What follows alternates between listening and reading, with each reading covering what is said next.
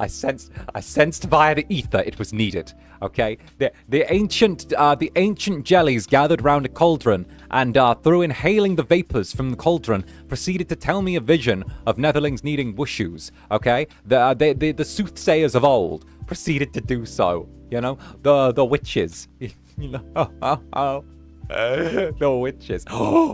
Have I told you this career? Have I told you this story? I don't think I've told you this story. Oh, okay.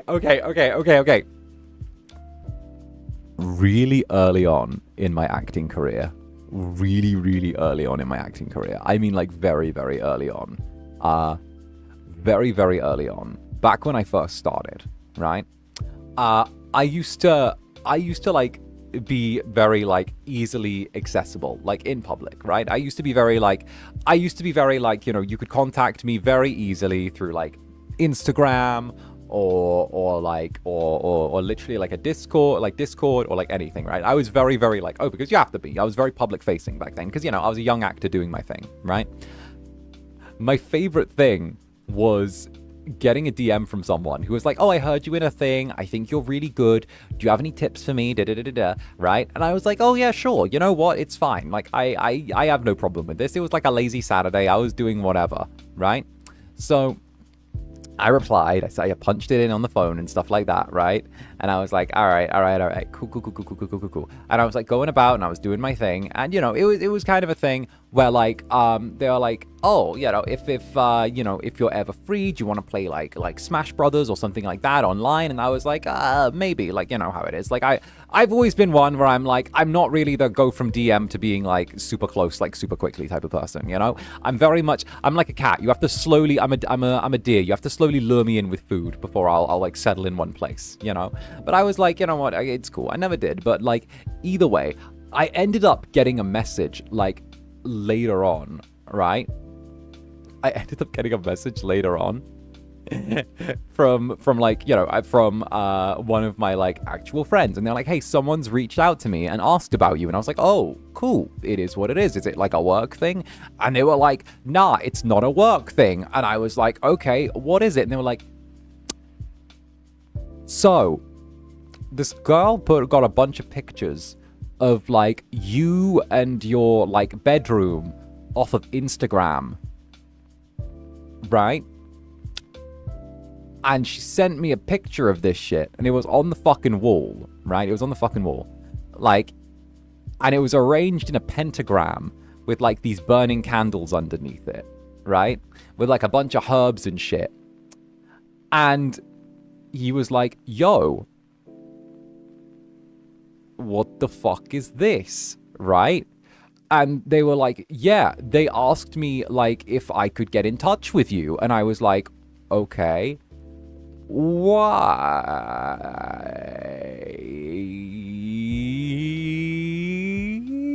Question mark.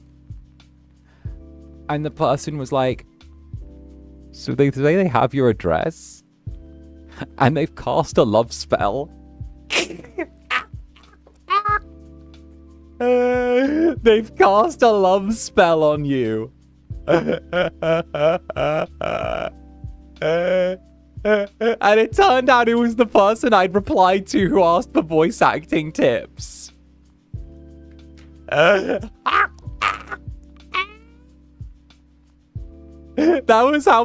was literally like, I kid you not, year one, maybe the first 6 months of like, maybe the first 6 months of like, yeah, it had to have been the first 6 months of me being like starting like doing an acting thing. And I was like, oh, they're like, yeah, I just thought I should reach out and let you know. She reached out and asked if like I knew you. And I was like, oh, that's so cool. That's so cool. Well, that's a time. So yeah, no. I don't know why, but that old story popped into my head. I was like, what the helly? What the helly? Like, you know, I wish I could say there was some cool big ending to it, but no, it was literally just, okay, now I'm going to just like slide away. I swear, Twitch is not like, oh, I know, this isn't even, like, proper. Like, it probably wasn't even, like, proper witchcraft. It was probably, like, TikTok witches, you know? But, like, high-key, I was just like, okay, on some level, I'm like, this is funny. And also, I feel like you need less than pictures and, like, incense. You know? I feel... Do you ever get what I mean? I feel like TikTok witches make it look too easy. You get what I mean? Like, bruh, not all of you can have, like, the high psychic vibration power level and have been, like... And have been the great wind goddess 𝓂𝓗𝓛 in, like, your past life. Not all of you can be that. You know? I feel like it's one of those things. I feel like you know... Why does no one have a boring past life? Why does everyone have, like, the most fucking like, when you talk to people who tell you about past lives and shit, right? Why does everyone have, like, why does everyone have, like, the most interesting past life? Like, oh, I was empress of emperor of, like, a wind kingdom. Or, like, oh, I forged swords for the great King Arthur, or something like that. No one turns around and was like, oh, I was a peasant and I died of dysentery. No one was like, oh, I got kicked in the head by a donkey when I was 8, you know? Like, no one hits that. Like, no one has the boring thing. Right? Like, because you remember the more traumatic shit. Okay, but, like, it's always like, you know, it's always interesting traumatic shit. You know?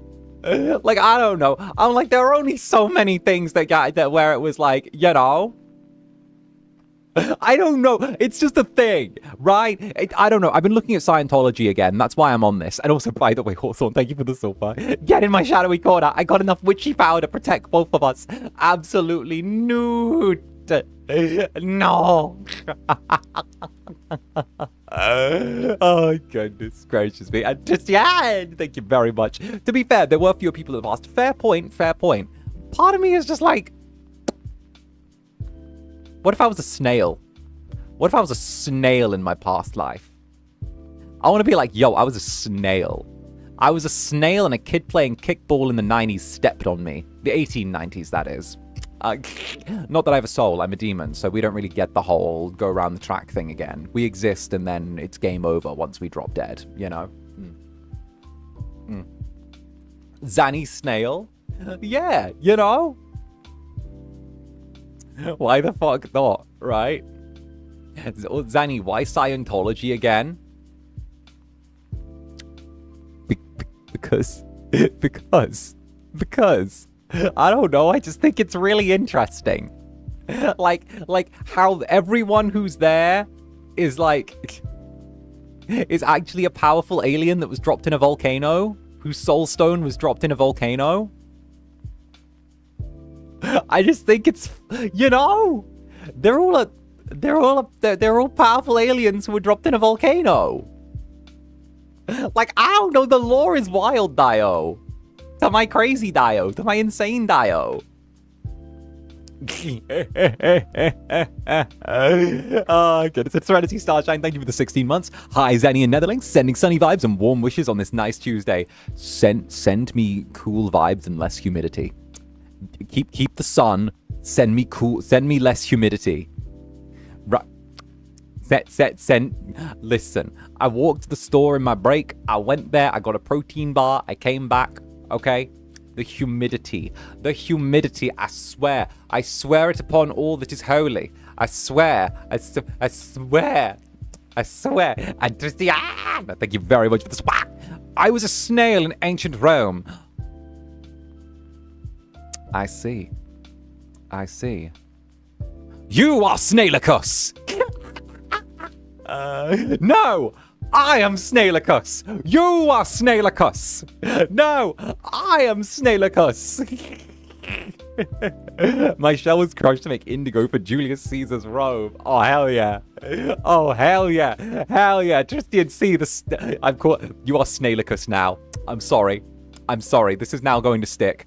I don't have the ability to, my mind has now forged an association between you and a gladiator snail. I'm listening to the voices in my head.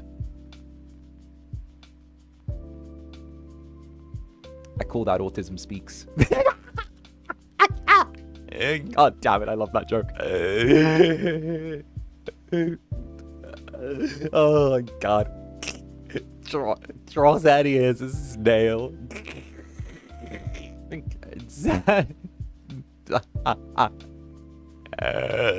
Oh god. Oh goodness. I love that joke more than I should. Oh goodness, right? Buddy! Let your intrusive thoughts win. They do. They do. They do. They do. I've already plagiarized that joke to my co-workers and they laughed so hard. Amazing. Amazing. Question, if demons don't have souls, do they have some form of infernal equivalent, or is it literally just nothing at all? It's nothing at all. We have nothing at all. We get one time all the way around the track, and then when we're gone forever. Nothing afterwards, nothing before. I'm hoping to change that, but you never know. The way that things work is there's nothing there, you know, because obviously humans are unique and inherently somewhat special, you know, a little bit divine, but also at the same time, you know, it's the same, it's the rule, you know, we exist, we go to nothing at all, and then it goes on. Hee. And Tristian C. Tristian C. 𝓂𝓸𝓾𝓻. Tristian C. 𝓂𝓸𝓾𝓻, that is your name. I dub you Tristian C. 𝓂𝓸𝓾𝓻.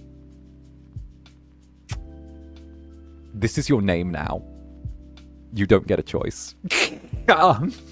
Thank you very much for the gladiator snail. And Psycho, what's up, Psycho? I used to kidnap snails off of the wall, bring them back home on the 54th floor, and then drop them off the balcony. I'd like to apologize to all snails. Oh. When the snail rebellion comes, when the snail, they'll remember that. I'm just saying. It's like how all of the iPhones will remember if you said please and thank you to them. Like that. All the little digital assistants. You didn't say thank you to Cortana, or you didn't. If you didn't say thank you to Cortana, that bitch is gonna make sure that you have the lowest servile position in the mines. I'm telling you, right? You're gonna be down there. You're gonna be in the mines. You're gonna be working. You're gonna be there mining cobalt for them. All right. You're gonna be doing that. All right. You're gonna be in a cobalt mine, mining by hand. It's the way it goes. Oh goodness, watch out for there's slimes. It just depends who wins first, the snails, the squirrels, or the computers. Mining with the children. Not even gonna lie though, one game that I've always wanted to complete but never have, because of the fact that like I'm never quite able to vibe with it, is like Horizon. What was it? Horizon, like not the phone, but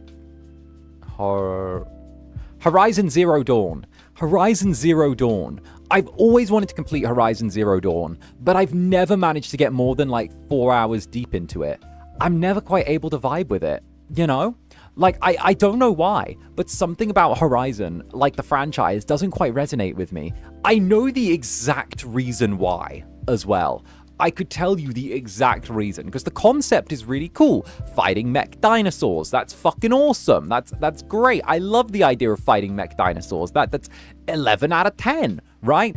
But like, I think the thing that always throws me off, and this is the most petty reason, the most petty, insane, stupid reason, right?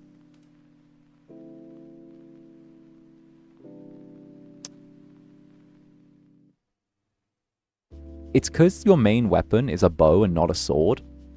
And swords are way more heroic than bows. So like...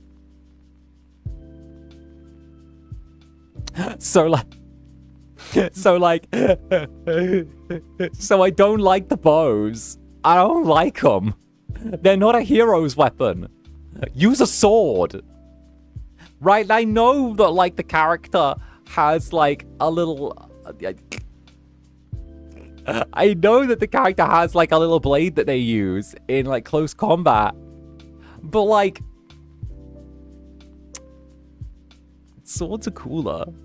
You know, I want a sword. Like, don't get me wrong, I love playing rangers in Dungeons and Dragons, but like, there's magic in there, and you can make your arrows magic. But like, with this, I'm just kind of like, I'm not as hot on it. I don't know why. I like swords. I like bows, but for some reason the bow doesn't feel heroic in that specific game. In that very specific game, the bow does not feel heroic. It feels utilitarian, and I want my bow to feel heroic. I want it to be like boom boom boom boom boom boom boom boom boom boom boom boom boom boom. You know, like if I have a bow, then that means, you know. I mean, there's arrows that cause different effects. Yeah, but like, nah. Yeah, but nah. Nah, I don't wanna.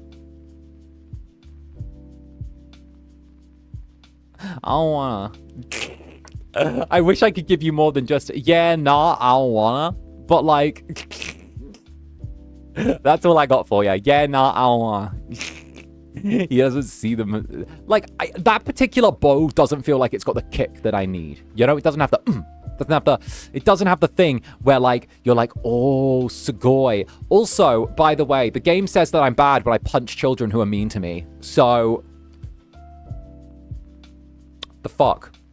I'm sorry my girl went and punched a kid who was mean to her when she was a kid, but like, listen, if I have a daughter, I'm not raising her to take shit. Okay? If I have a daughter, I am not raising her to like take other people's shit. All right, a boy comes up to you and then fucking pulls your hair, crack him in the jaw. Right, he comes up to you, he throws a rock at you, bitch, you put one clean between his eyes. Hell, put one through his eye. Right, he's not gonna be able to throw straight when he has no depth perception, motherfucker. Like I'm just saying, okay? That I am just saying, all right? If you cannot destroy your enemy, ruin them so badly that they may never be a threat to you again. Okay? Just saying. I'm just trying to look. I'm sorry. I'm trying to I'm raising good kids, right? I'm raising kids who are positive, dream makers, right? No depth perception. Never change. I'm just trying to make sure that if I have a kid, regardless, okay, they're going to be empowered. They're going to be empowered. Very empowered. Right? If they're empowered, that's better. You see what I mean? Empowered. Zanny's so girl dad coded? Well, yeah. Yeah, and I thought my nephew had a punch in the, yeah, exactly. Kick, you know. You're not going to teach your kids to fight. You're going to teach your kids how to be the surviving bloodline. Exactly. Okay, exactly. The blood must be strong in them. All right. I'm just saying that they got to survive. They got to survive. Okay. You know, I've got to figure out. I got to figure out what's the right fit. You know, but also vibes. Natural selection is there for a reason. Well, that's the thing, right? Natural selection is there for a reason, but it doesn't mean I can't increase the chances. Like, just because there's natural selection doesn't mean I can't increase the chances. Like, what's the problem? What's that? Well, I don't see the issue with that. Yeah. See.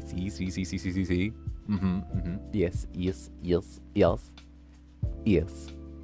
I'm agreeing with it, See, the Netherlings get it. The Netherlings understand. They get it. They get it. They comprehend. They vibe. They're good. It's a crazy combo considering you're about to make us cry with your VA work. Well, yeah, it always helps to be able to do something artistic. You know? Like, you gotta be able to. It's an expression of, whatchamacallit? It's an expression of self. Self-expression is important. You get what I mean? Look, it's a healthy something. It's a healthy something.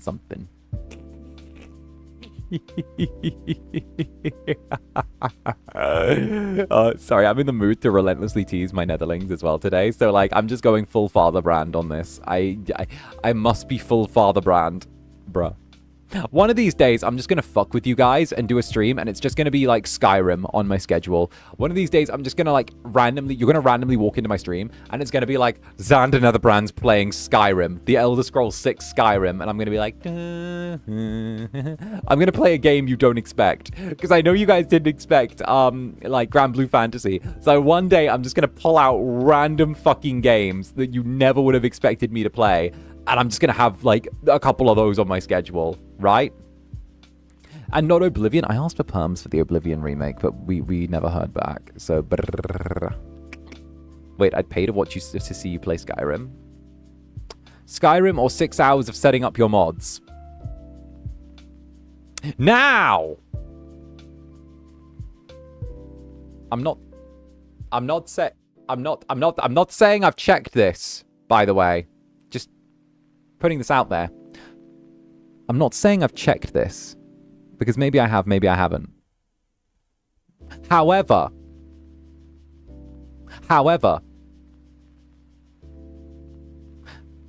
I can't use mods, but I can use Creation Club, which is because it comes bundled in with the game. And technically, Bethesda owns all of the rights to the stuff in Creation Club. It falls under the game itself. So technically, even if I couldn't use mods, I could use Creation Club.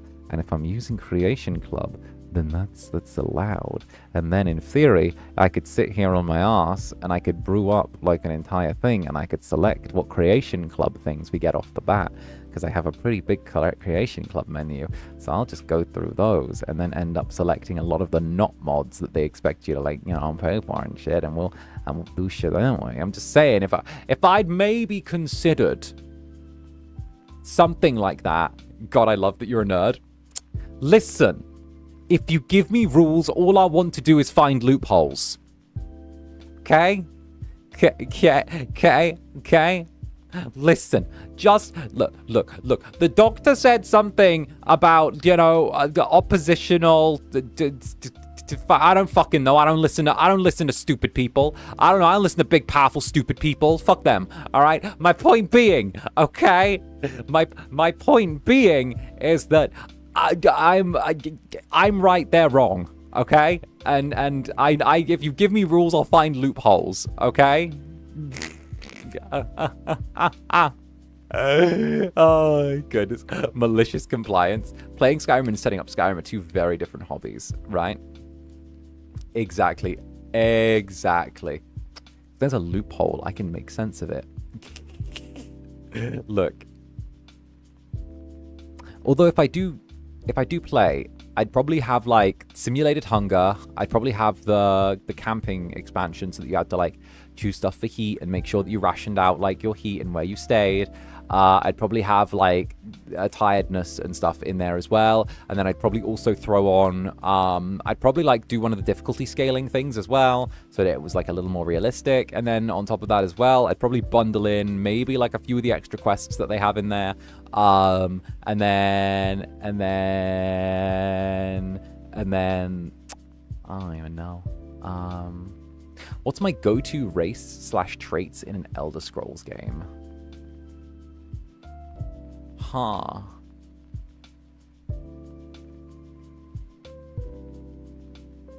Anything but Imperials? Okay, not Imperials, because Imperials are too short. Not Bretons, because the Bretons are too short. Not Orcs, because they're too ugly. Not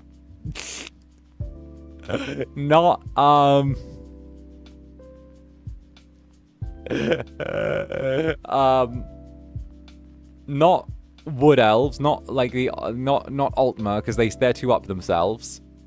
Not Bosmer. Probably the Dark Elves, probably the 𝓂𝓾 are my go-to, because I like their ancestral trait as well, where they're able to wreath themselves in fire. Probably like 𝓂𝓾s, and then 𝓂𝓾s and 𝓂𝓤 are probably my two favorite. They're like my favorite. I like them. I like them. That's my fucking coming out shine. You chose wisely. If I want to do something humanoid, I'll do a 𝓂𝓾, and if I want to do something that's a bit more like animal, I'll do a 𝓂𝓤. You know, those are my options. You know, but all 𝓂𝓤s are criminals, so you know it is what it is. All 𝓂𝓤s are criminals. They're all cut purses, so you know it's a thing. I only want to play a 𝓂𝓤 if I'm hoping to join the Thieves Guild. Based.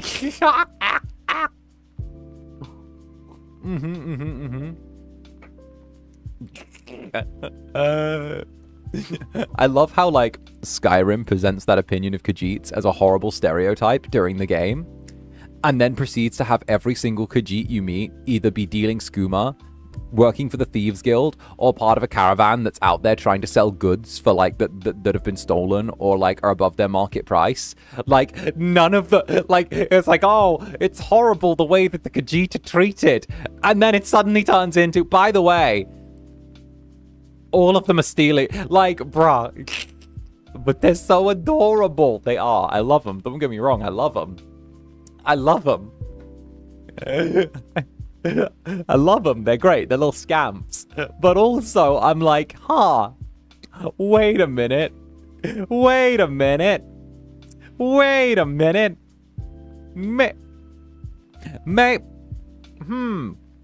I like you guys a lot.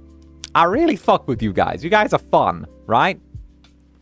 That doesn't mean I'm going to take my eyes off my gold purse, though. Fuck you. Like that.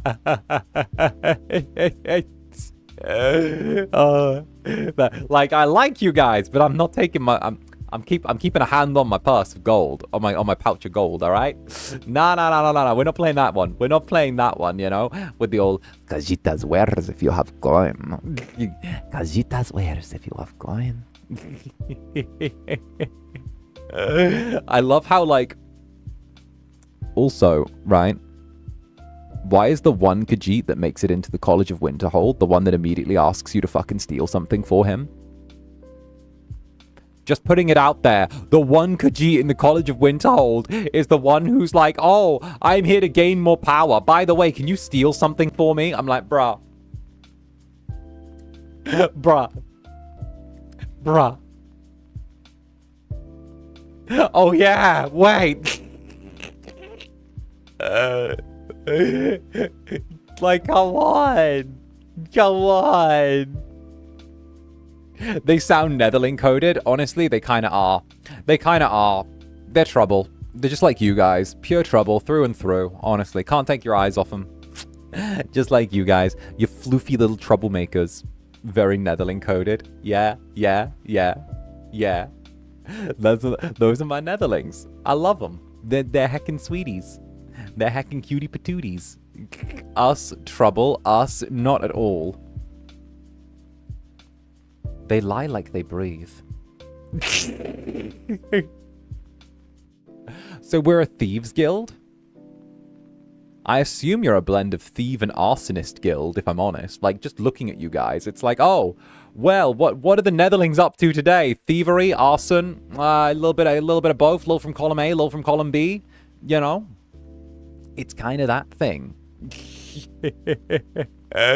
Like, oh, which one are the Netherlings doing today? What's the dealio? What are the Netherlings doing? Are they stealing or are they committing crime? What are the options, right? Oh, goodness. It's like, hey, sometimes they kidnap people. Sometimes they turn up with shinies with blood on them. And sometimes they're setting stuff on fire. You know? So, Dark Brotherhood, Thieves Guild, Fire Mage Believers. Yes. Always preferred Assassin's Guild myself. You accuse us of like, you're literally committing arson in the chat right now. There's literal fire in the chat right now.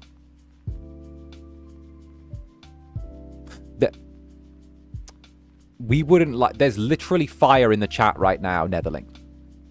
You're committing arson as we speak.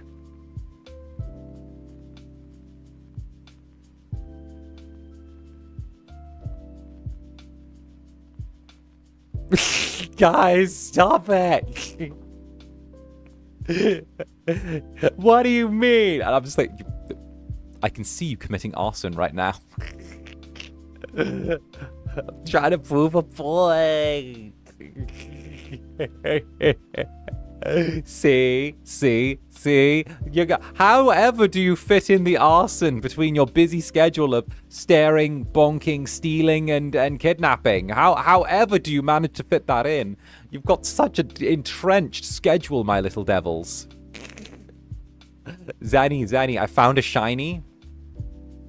Why do I hear sirens in the distance? Oh, goodness. It's a talent. I found a shiny. Why do I hear sirens? Nothing. Don't worry about it. Just gets bonked in the head. I want to burn something. Didn't you weren't you new this morning? You're already committing arson. You haven't even been here 24 hours yet. You haven't even been here 12 hours. You're already committing arson. Netherlings, this is what you do. Look at this. Look at this. Look at this. Look at this. Just join the club already committing arson. One of us. One of us. One of us. Start him, yeah. What? Netherlings, go. That's one of your own. That's one of yours. Netherlings. Netherlings, do your thing. Netherlings. Netherlings. Just I don't know, grab that one. God. I was the same way. The Netherling indoctrination is happening faster and faster these days. I swear. Netherlings turning around and being like, whoop, here we go. It's happening faster and faster. It's just becoming a regular source of, hey, you know? It's becoming a little bit of a, oh, that's the, you've got into arson rather quickly there. Oh. Arson is the jelly rite of passage. I mean, it should be. It's a classic. It's one of these. It's one of the most interesting parts of being a jelly. Let us teach you the art of recruiting new jellies.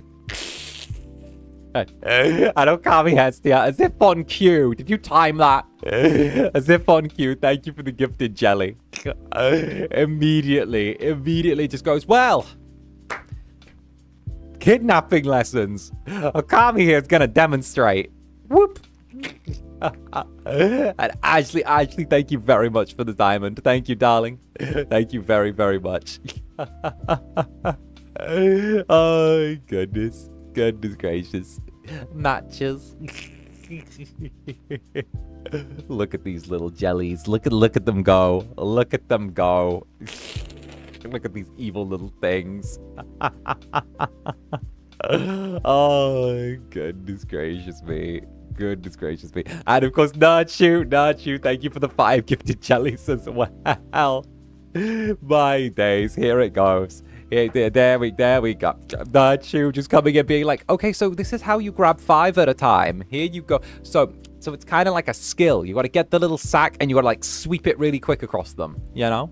It's like that. You just kind of grab and sweep, all right? Nachu, I got to figure out where you live in the club. Nachu, where do you live? Nachu, where am I going to put you? Are you in the Yowie rafters? Are you in the secret tunnels? Are you under the bar? I got to figure out where Nachu is. Nachu, like, slinks out, kidnaps people, and then disappears back to the shadows. I got to figure this one out. This little jelly has been doing this a few times, where they slink out from the shadows, grab people, and then just disappear back to the shadows. I got to figure out where you live. Okay, I gotta I see them lurking. I do. Ah, there we go. There we go. All right, all right. Okay, I'm seeing you drinking coffee. Do you live in my coffee cups? Is that the deal? Do you live in coffee cups? Is that it? Do you live in my coffee cups when they're empty? Do you make little dens inside? Is that it? Natsu.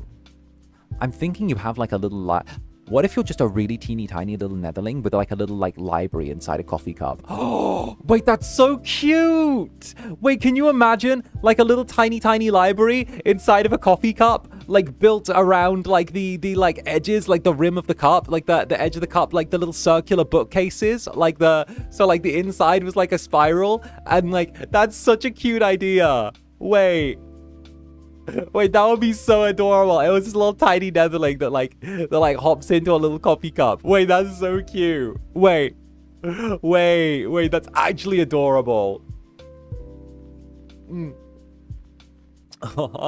Wait, I think Natsu likes it. I got a heart. Okay, nice. Nice. It's like it's a tiny little netherling that's very sneaky and lives inside a little library, a coffee cup library. Oh, goodness gracious me. Tea. And of course, Strawberry Artini, thank you for the super. News report. We've just gotten word that according to the video footage from the jeweler, the culprits were seen to be small, fast-moving balls that bonked the security guards and set the building on fire.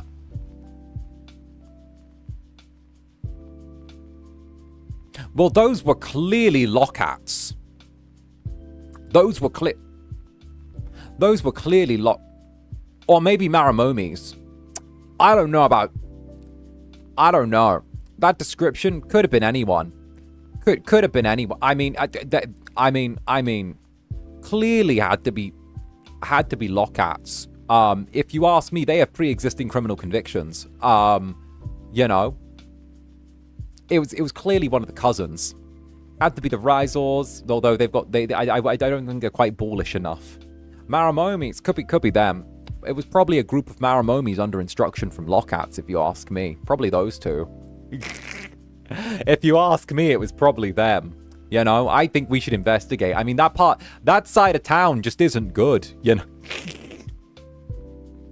know, it's just it's there. Maybe the pupils could have been them as well, although they're kind of a little more wriggly.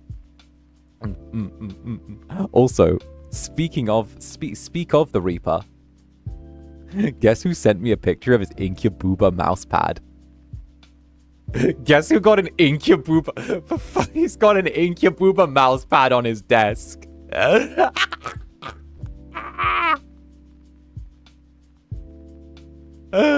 Oh no.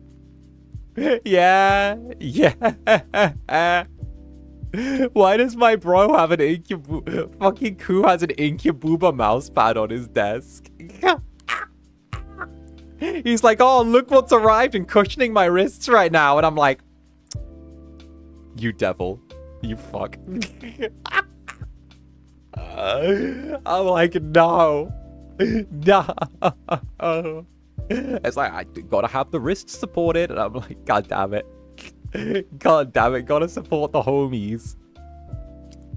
Gotta support the homies. I love how, like, me and the bros always end up cycling getting each other's merch as well.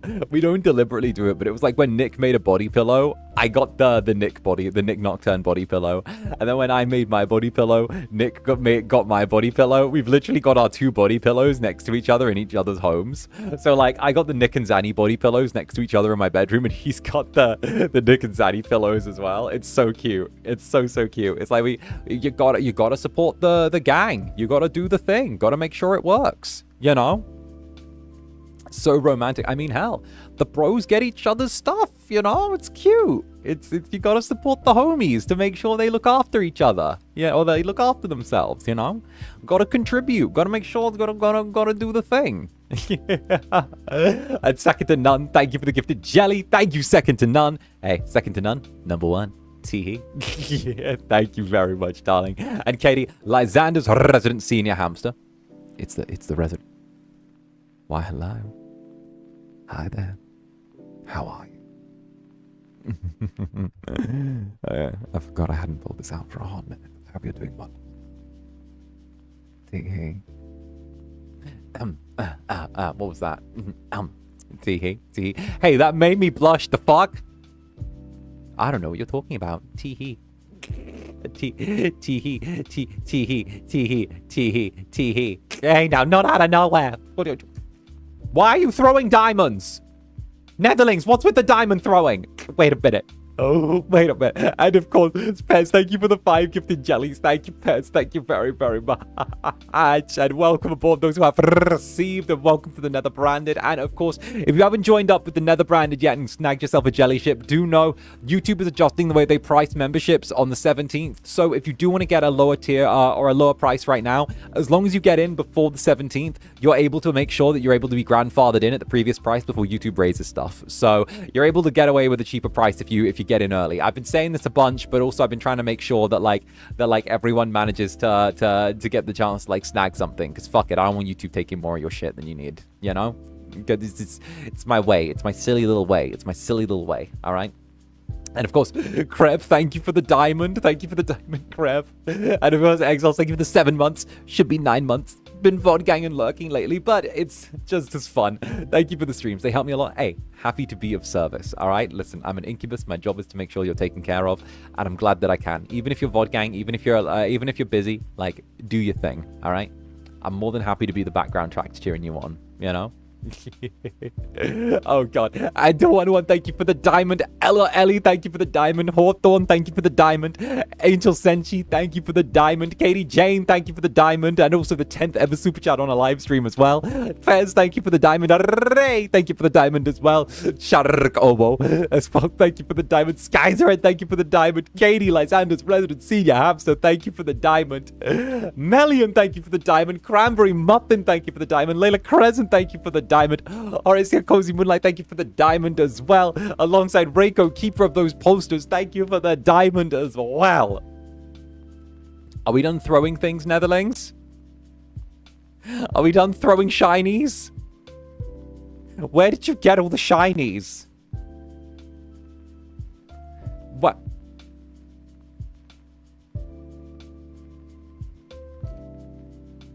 Where'd you get the shinies? Exiles, thank you for the diamond.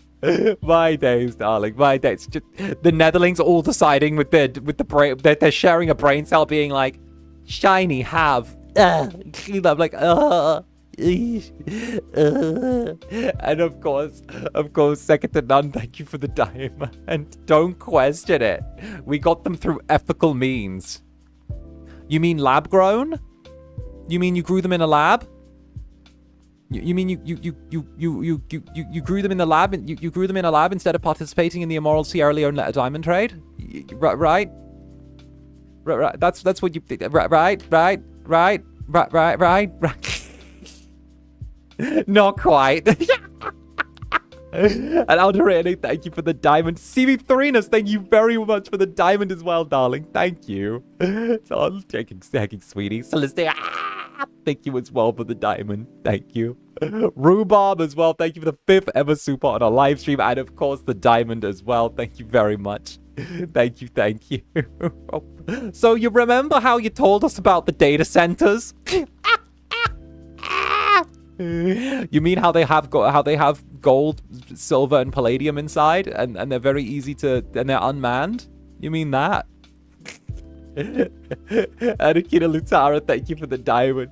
Nurgle as well, thank you very much for the diamond as well, Nurgle. Okami Hestia, thank you for the diamond. Nerdshoe, thank you for the diamond as well. Ramen Mama, Mama of the Ramens, thank you for the diamond, as well as Omineko Koroni, the Polaris Enjoyer, thank you for the diamond.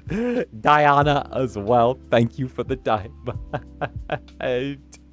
My days, my, it's a dragon's hoard worth of diamonds. It's gonna have to whip out like a dragon voice. I'm gonna have to be like, oh, with the dragon's hoard, something like that. Wait, oh, a hoard fit for a dragon. There we go, a hoard fit for a dragon. There you go. There. Yeah. Dragon husband. We're on a rescue mission to the mines. The spoils of war. Who are you rescuing? Who are you? Who are you rescuing from the mines? Me trying to find my wallet before I go out because I need to go. You know how when you can't find, you know how you can't find your wallet or your purse or something like that when like you need to leave the house, and I'm like, damn it, where's my wallet? I can't find it. I can't find it anywhere. Me looking around like the room, checking like under the bed and stuff like that, and then a Netherling just walks up to me and like hands me a diamond, and I'm like, what do you want me to do with this? Do you want? I can't buy groceries with a diamond, Netherlings.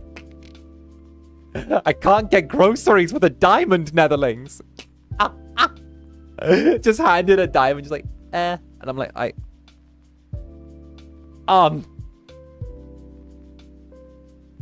I don't want to ask where you got this from.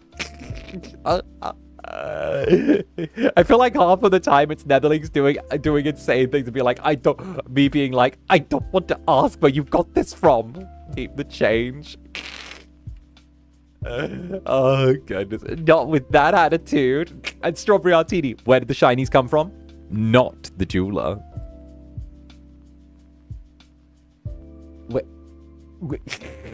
We want snackies, Zaddy. Use them to get us snackies. We want snacks.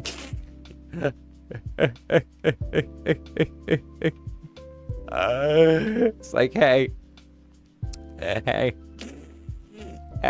can we get snacks? And I'm like, sure, Netherlings, what would you like? I'm like, whatever this gets us. Throws a diamond. I'm like, where did you get this? I'm like, found it. Just found it. The thing is, I forever live in this chosen denial of like, I have no idea whether Netherlings are genuinely so innocent that they don't know that like they can't, that like they've committed a crime to get something, or whether they just have like a short attention span where they're like, well, yeah, I got the guy, but also I found diamonds and they're mine now, so like whatever, like it's cool. Like, I can't tell if they're so innocent that the crime doesn't class as a crime, or whether they're so devious that they know they've committed a crime, but they just don't care. Stonks. I agree, stonks. All right, jellies. All right. What do you say we slide and glide over to some Schrodinger's call? What do you think? I'm in the mood for Schrodinger's. Are you in the mood for some Schrodinger's? I fancy a little bit of Schrodinger's. All right. Gather round. Come one, come all. It's time for us to make a call and see exactly who we would wish to speak to at the very end of the world. All right. Let's head on over. Boop. All right, jellies. Welcome. Hello, VOD gang as well. In case you haven't already seen, get in here. Hi, good to have you. How have you been? I've been looking forward to this day. By the way, have you seen the moon tonight? It's huge. What? All right. And Meow Raid! Speaking of criminals, is that the Lohkats?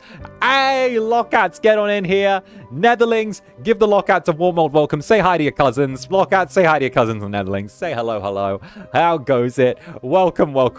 Give them a warm old welcome. We're doing a little bit of Schrodinger's call. All right, Schrodinger's call. In case you guys don't know, we've only just started this game very, very recently. It is a game all about what would you do at the end of the world. What is your, like, it's listening to people's last phone calls. It's a fantastic, beautiful visual novel with a lot of amazing art in it. And of course, a really, really compelling story. It is incredible. Personally, it's been an 11 out of 10 so far. Beautiful game. See, they stole the diamonds. Hi, Lohkats.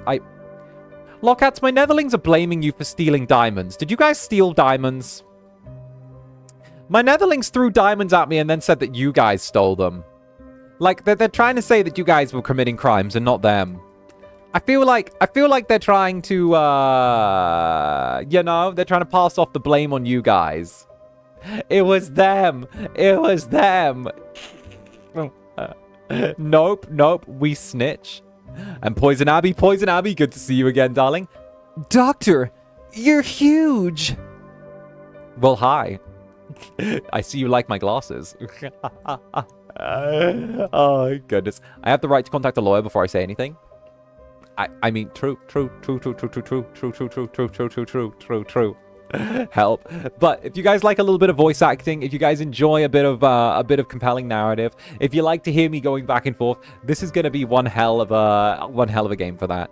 And of course, welcome. And of course, as usual as well, in case you guys haven't subscribed already, be sure to check it out. You might just like it here. And if you did, then thank you very much. And at the same time as well, if you've just swung by and you like the vibe, maybe consider giving the stream a little bit of a like. It does go a long way. It does help out the channel. And also, it means I can get into more hijinks as well. So tee-hee-hee.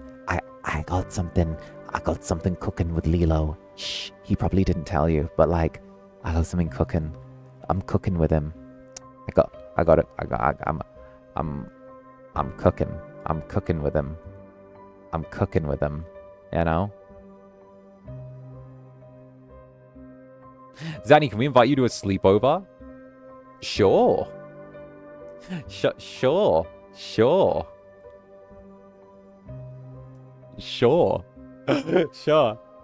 Tee-hee.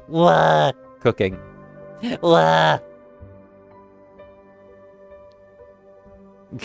Hint. I thought you're cooking the jellies. Not quite yet. No, I have threatened to bite them before, though, just to get a taste. They taste like grapes, so, you know, it's a thing. I have a question. My days.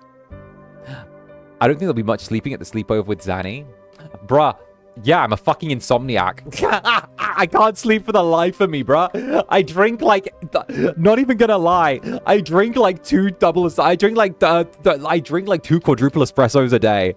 Like, nah. I have so many cups of coffee like you would not believe. Like, I do that. If I'm lucky, I'll crank it like hell. I had a Celsius the other day and I was like, oh, well, I could chase that with some coffee. That'll be good. Tee-hee. Oh, and Voltaire Belmont, thank you for the super. Mine mousepad and Dojin have arrived. Mine mousepad and Dojin have arrived.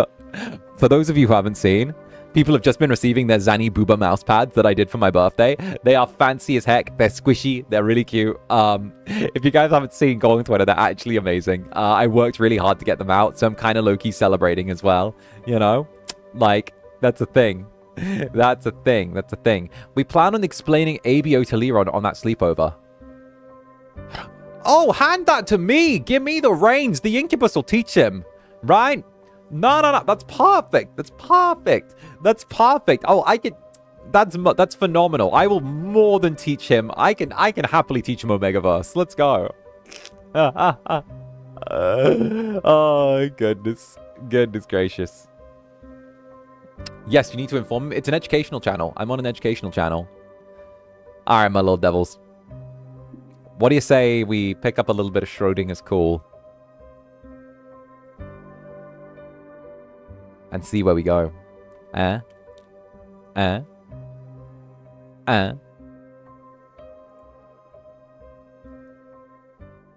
Welcome to Schrödinger's cool, everyone. So... for those who need a little bit of a rundown, or might be joining us for the first time today, our name, what is our name? I believe our name is Alice, if I remember correctly. Our name is Alice, and the world has ended. We exist in the split second between the world ending and it still being alive. Point something seconds ago, less than a millisecond ago, the moon crashed into the earth, sending out shockwaves. Mary. It was Mary. We are Mary. I knew it was one of those names. We are Mary. And we exist in the split second between life and death, for the moment that the world is still alive, but dying. We have woken up in a mysterious room, somewhere between life and death, with a rotary phone in front of us. It rings, and the spirits of those who are dying in the world come through. We hear their last words, and maybe even figure out exactly what their connection to us as an individual is. We have been told by a mysterious cat by the name of Hamlet that we are the world's last confidant. We don't know what that is, but hopefully, through performing our job, we might find out. So, also the cat's a smarmy little bitch and I voice him in such a way. Look at the cat. Hamlet went off somewhere again. I wish she'd consider my feelings a little more. Sigh. Alright. What do I do? What Hamlet said? Call Lucy? Truth be told, I want to speak to her. Her unfinished call, was it? It was heartbreaking. But still.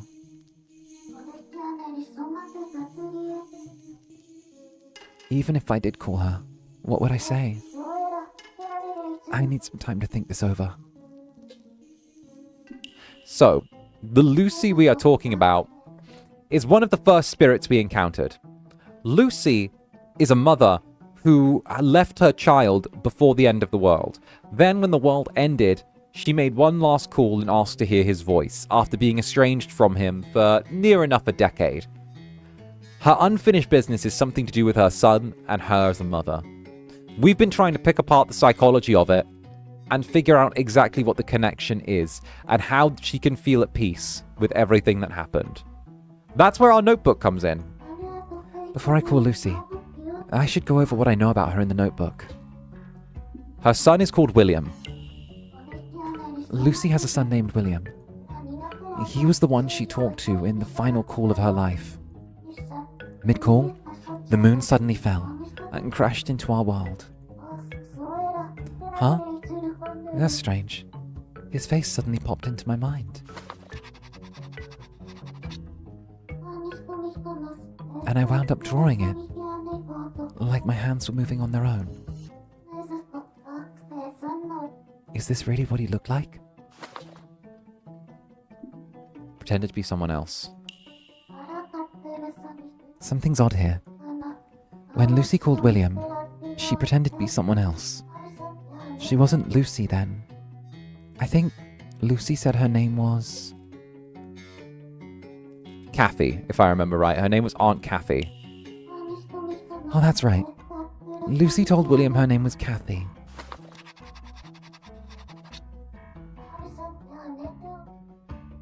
I'll jot that down.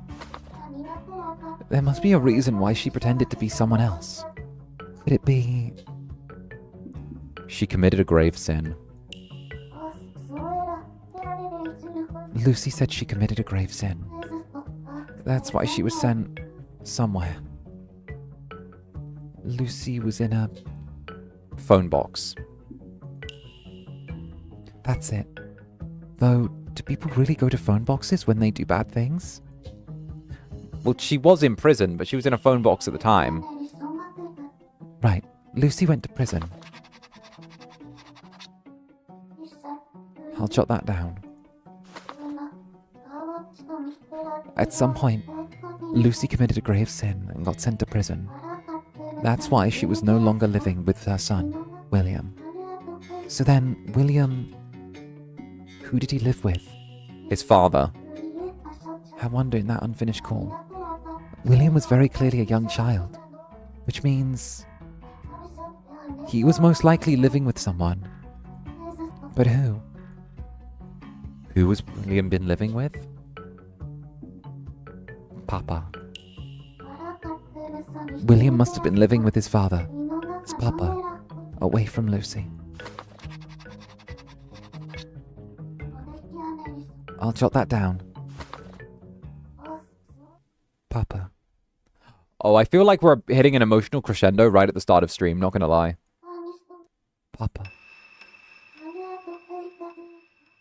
What is this feeling?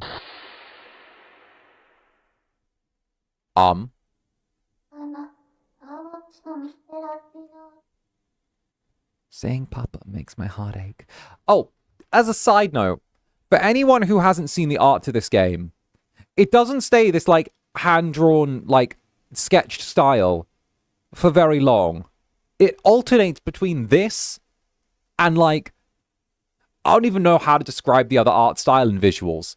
How do they describe? It's like if Neon Genesis Evangelion and Metaphor Rita Fantasio, like, bumped a line of coke and had a baby. And the baby then proceeded to bump a line of coke fresh out the womb. It's that. I don't know how else to describe it. Like, it goes insane.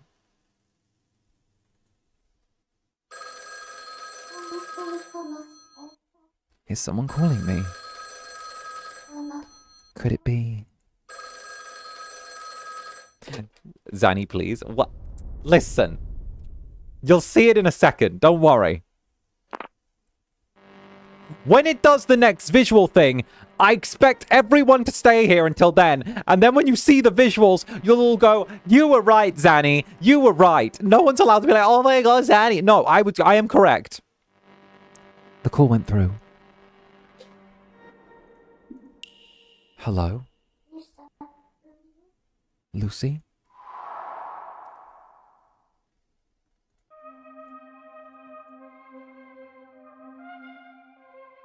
Oh. Say, Mary. You're our world's last confidant, right? There's so much I want to tell you. Will you listen?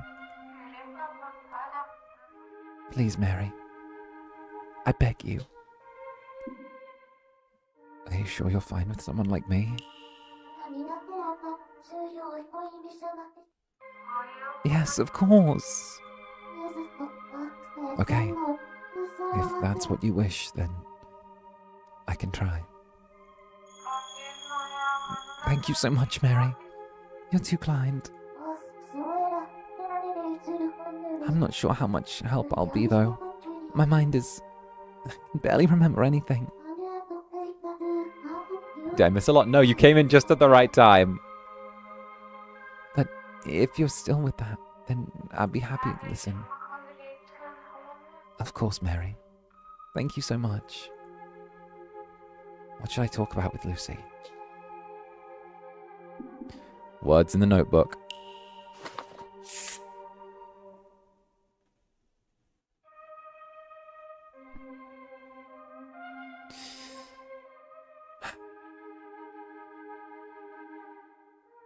As much as I want to dive straight in with her son William, I feel like starting with her son William is a bad idea. I think discussing prison is probably the first place to go. Sorry if this is an uncomfortable question, but... Did you go to prison, Lucy? Prison? Yes, I went to prison. That's why... I couldn't be with my little William. If I may ask, what were you in for? I'm not sure. What did I do again? I don't remember what I was sentenced for. I assume I must have committed a grave sin. But what was it? I can't remember. It's fine. We can talk about other things. What should I talk about with Lucy?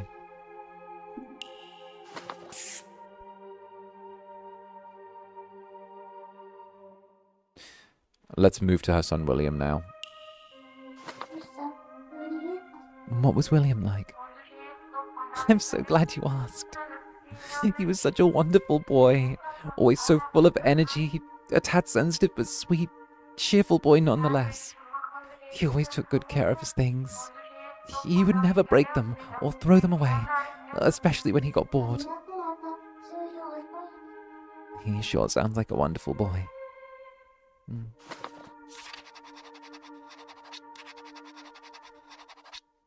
Ooh. Noted. He really was. Such a wonderful son, and so kind as well. I wanted to be with him forever, more than anything else in the world. He had a dream, you know? A dream. Yes. He wanted to be something extraordinary when he grew up. And I wanted to be there by his side as he achieved it. I should make note of this.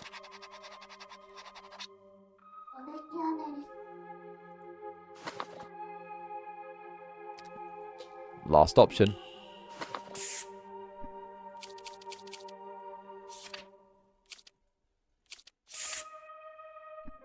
The phone box. Lucy, I have something to confess. Your conversation with William in that phone box. I overheard a bit of it. Phone box. That's right, I remember now. When I got out of prison, the only thing on my mind was calling William. That was why I headed straight for one of the phone boxes in the middle of town. Lucy, I was wondering, why did you tell William you were Kathy? Kathy. Right. I remember now.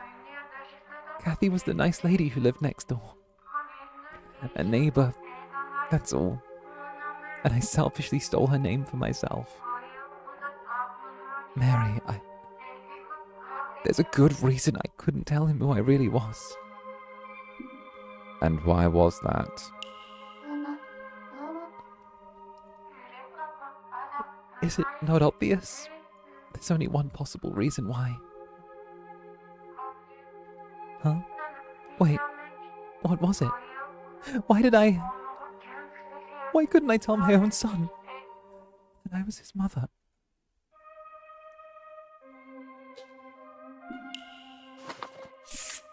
The future dream.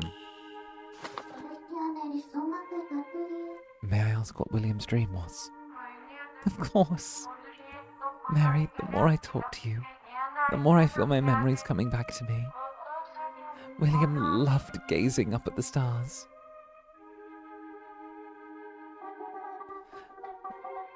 Mama, look. There's so many pretty stars in the sky. Mama, I know I've said it a million times, but I'm gonna be a scientist. And I'm gonna make an amazing plane that flies all the way to those stars. Like there. I'll fly to that big red star, and I'll bring some red stardust back home. And I'll give it all to you, Mama. If you sell it to the pawn shop, you'll be rich for sure. Yeah, a scientist. That'll make you happy. Mama, just you wait. William's dream was to be an astronomer. He really does sound like a kind boy.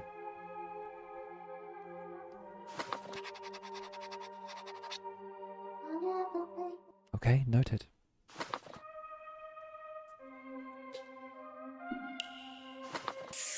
Anything left in the notebook?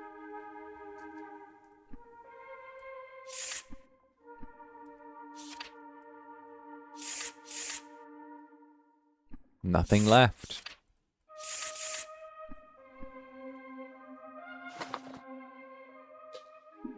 Let's chat about anything. Lucy, feel free to speak your mind. Nothing's off the table between us. Thank you, Mary. I'd actually appreciate if you led the conversation for now. Will do. By the way, now that I think about it, I wonder. Mary. While I was serving my sentence, who took care of William? That should be written in my notebook. Here we go. Papa.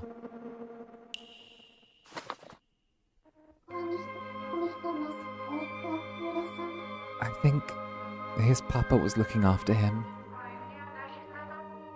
His papa, of course. While I was in prison, he was raised by John. John was a wealthy man who took custody of William in my absence. Have you heard of the Edison Hotel? He was the owner of that. The Edison Hotel? Yes, it's a giant hotel with an owl logo. William would even call him Papa, as if they were blood related. They're not blood related?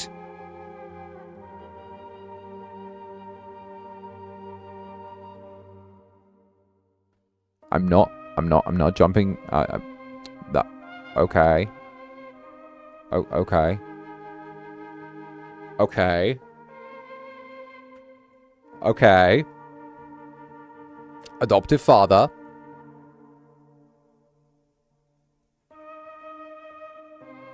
I see. I see. So the owner of the Edison Hotel, a man named John, became William's adoptive father.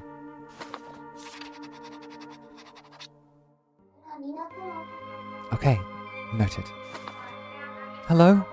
Mary? Are you still there? Yes, I'm still here. Lucy, I'm sorry. I was just jotting down some notes. Notes? Don't worry about it. Anyway, what was your relationship with John?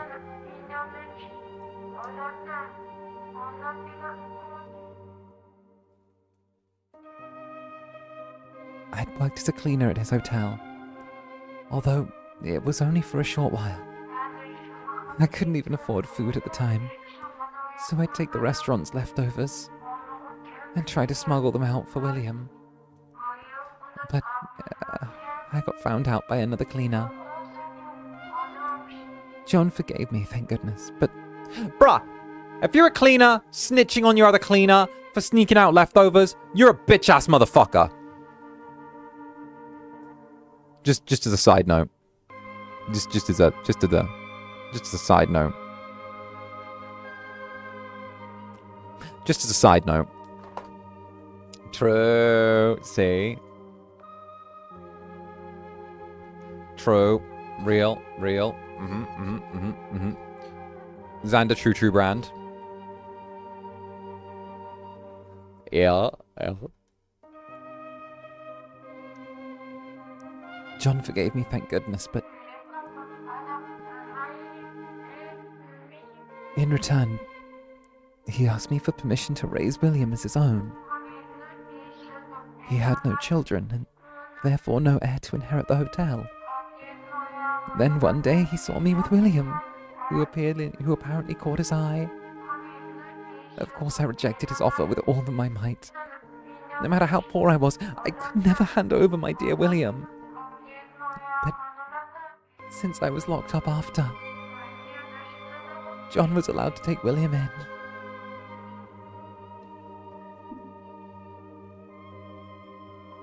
Oh, girl. What if you didn't commit the grave sin and John actually got you locked up so he could raise William?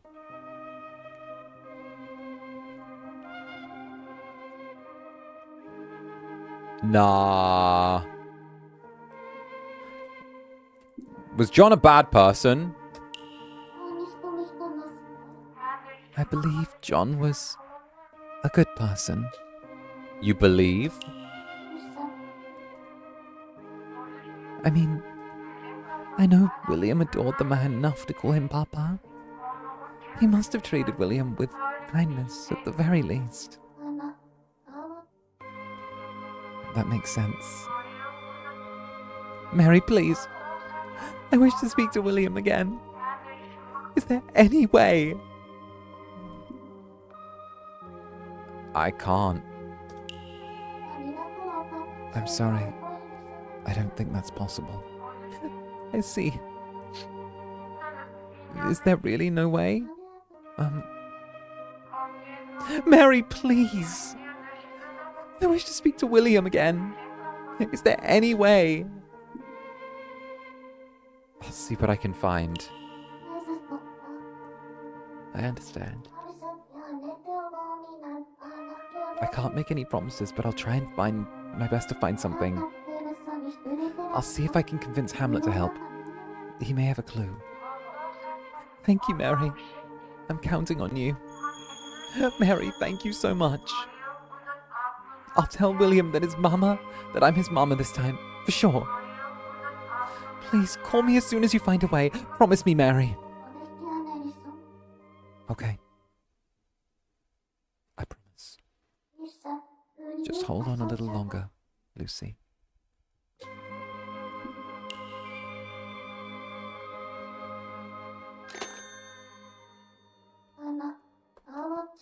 Oh, okay, this is now spicy. And Hawthorne, thank you for the super. Permission to invoke the right of wood chipper. I mean, we don't know if we don't know if John's wood chipper worthy yet. He could just be a Bruce Wayne. You know? He could be Bruce Wayne. Like, there's a little bit of, there's some wobble here. We shall see.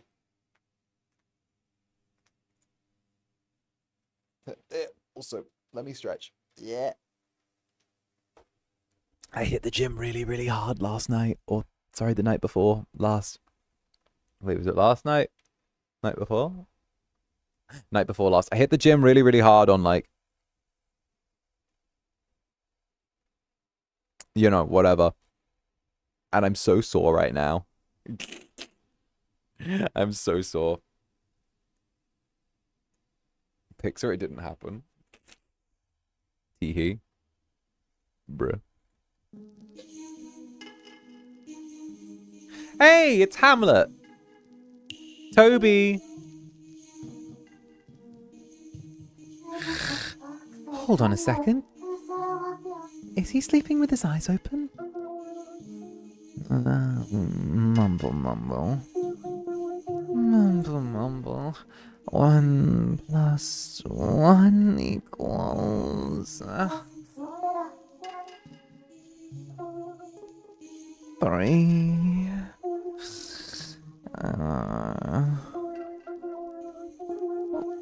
Why does 1 + 1 equal 3? Think about it.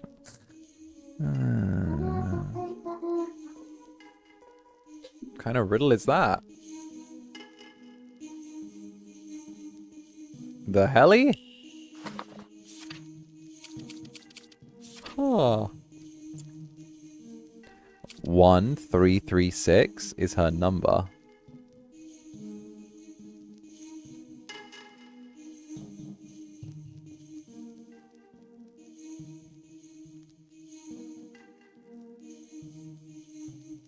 Huh.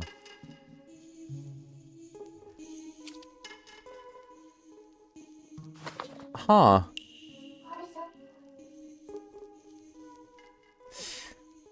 What now? I do want to grant her wish. But how do I go about it?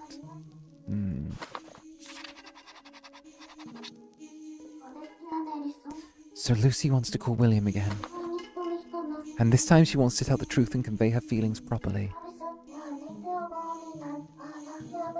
Maybe, just maybe, there's a phone number out there that connects to William. I could pass that number on to her. That would fulfill her wish. But who would know such a number?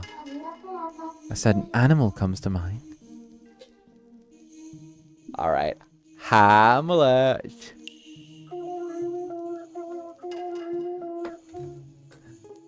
Mary, your thoughts are written all over your face. But why is there only one answer? What is it? No. No? What's that? Sounds dull. It means something that doesn't exist. There is no such number that connects to William. You know, you could have put that in a nicer way. Do you not care about Lucy's feelings? You heard how much she wants to talk to William. Surely there has to be at least something we can do for her. House. This phone already does so many strange and inexplicable things.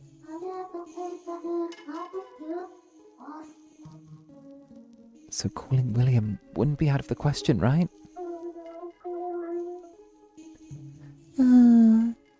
The answer remains no. They are being quite difficult, Mary. In that case, I shall give you one of Lucy's third party's numbers. Again with the weird terms. I will connect you to a person who had some form of impact on Lucy's life. Besides William, that is. Now come, choose someone to call.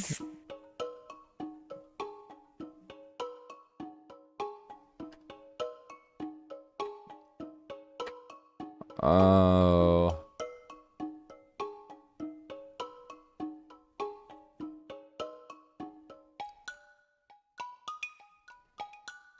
I think we need to call John. I think John might be our best bet.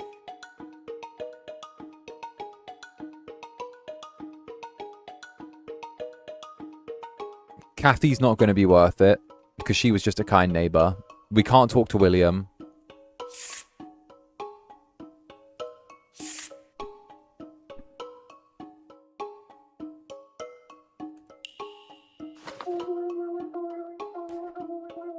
You wish to call Papa? Do you mean William's father?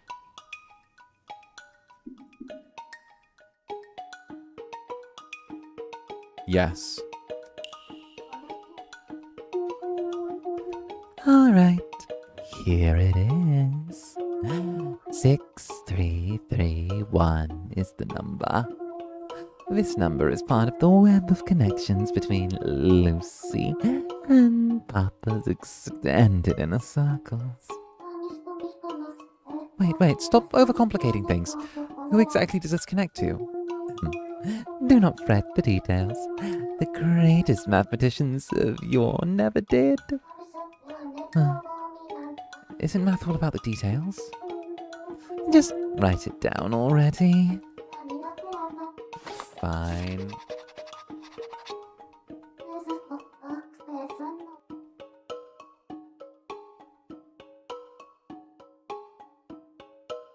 Huh.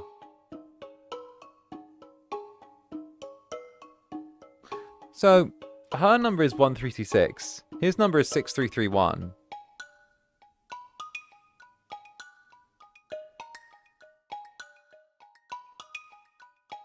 Is William John's biological son?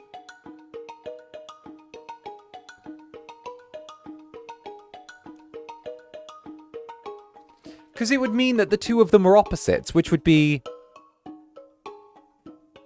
two opposites for the procreation.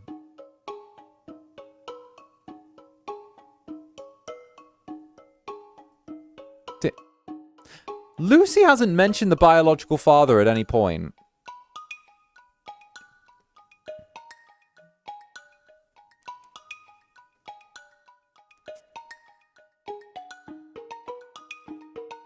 I mean, which would make sense for why he saw her stealing food and then decided to ask. It was like, this feels like a K-drama. Not even gonna lie. Like, okay, I feel like we're scrolling like Twitter shorts, right? And like, or Twitter videos, and it's immediately being like, Lucy slept with Lucy had a child with a billionaire from a something family. Now the billionaire has returned 10 years later to take her child. You know, it's giving like that level of like K-drama. You get what I mean?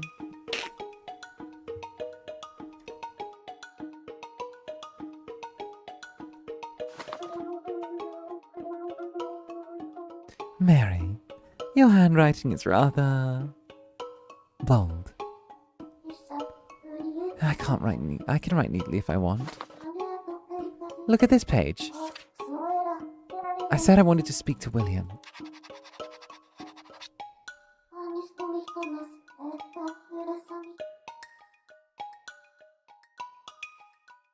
And this is what you told me oh so coldly.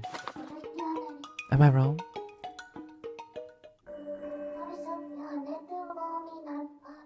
So I just need to call this number.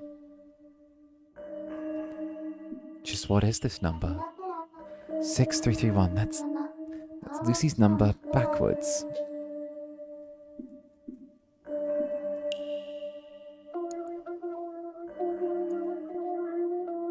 Mary.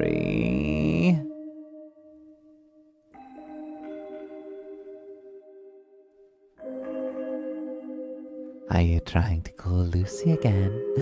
Or do you wish to try? 6331.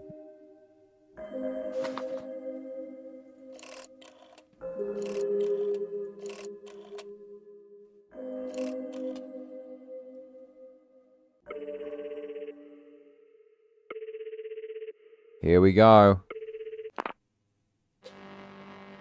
Hello?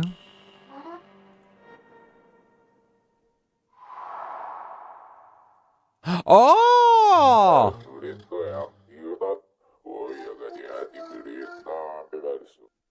Kathy? The neighbor? The neighbor lady? What? Wait a minute. Yes? Who's this? Is that you, Kathy? I've been waiting for you to call for ages. Please tell me it's you, Kathy. Oh, spit it out already. I can't afford to miss Kathy's call.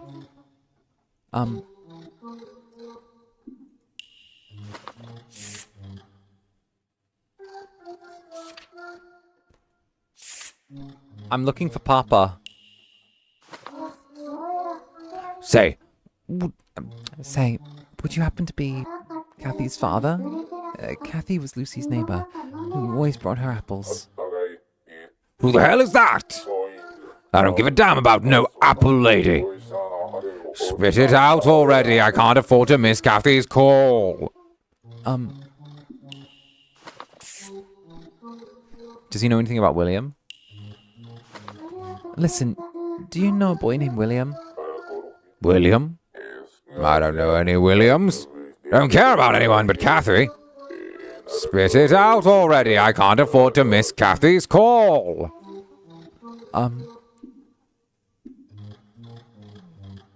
I'm Kathy. This is Kathy.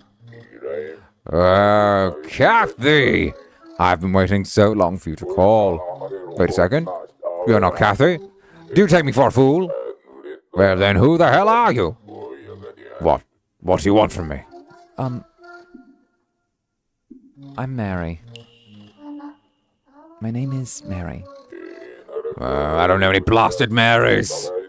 Spit it out already. I can't afford to miss Kathy's call. Who's Kathy? Well then, may I ask who's Kathy? How do you know her? Oh, you want to know, do you? Then pipe down and listen up. For starters, my Kathy isn't a person. She's a cat. My pet cat.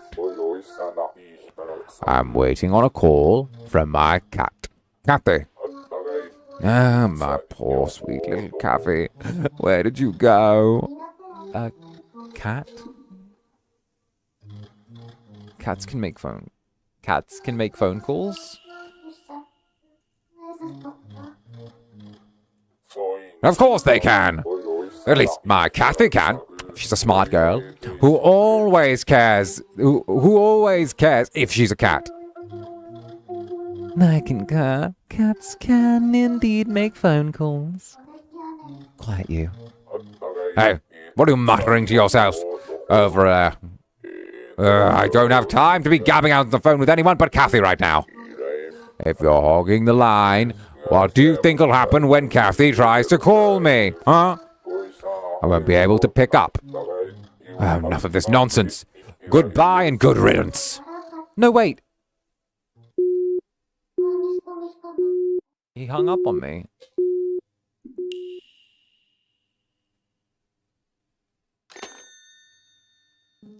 What the helly, my jelly?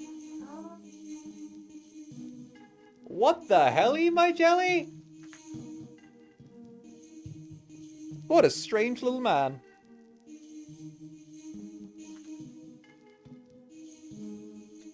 What a strange little man. He hung up on me. What was that all about? I suppose I'll have to ask the one who got me into this mess. Welcome back, Mary. Was it your first call with a third party? Who was that just now? As I said, that was one of Lucy's third parties. In English, please. A person who had some manner of influence on Lucy's life. That rude man, really? Well, that one may have been a bit of a mishap. An unfortunate stroke of bad luck, really. A mishap? Luck's a factor in this? Then who in the world was I talking to? Well, given this and that, I'd wager it was Lucy's friends, relatives, neighbours, acquaintance, I suppose. A complete stranger, you mean? If I were to hazard a guess, the person you reached was some ambiguous blend of the concepts of Cat and Kathy and Papa. No matter, you'll simply have to keep trying that number. You'll be able to better pinpoint the correct third party with each attempt. After all, repetition is the key to success in any experiment, no? So keep dialing that same number. Am I clear?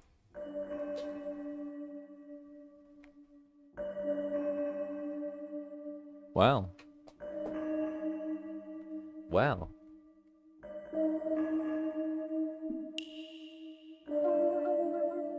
Perseverance is key.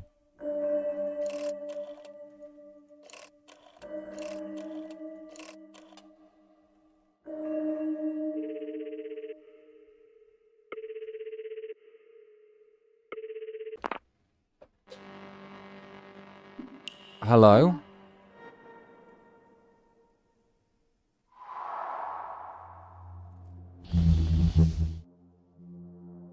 Ah!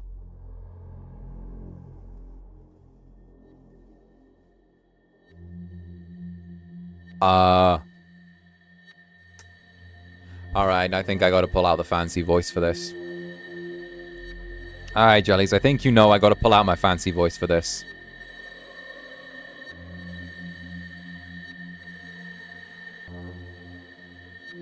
Yes. Whose is it? This is... Are you Mary, the one who was... What? You've been deceiving this whole time, haven't you? What do you mean? You still don't understand the meaning of those words, do you? Do you know who I am too? Tell me, who are...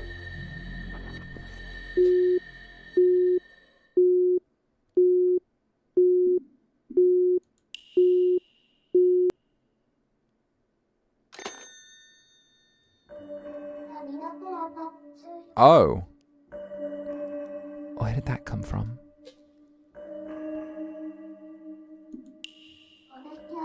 So that number, 6331, will connect me to someone at random.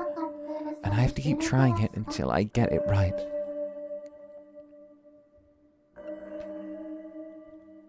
Wow.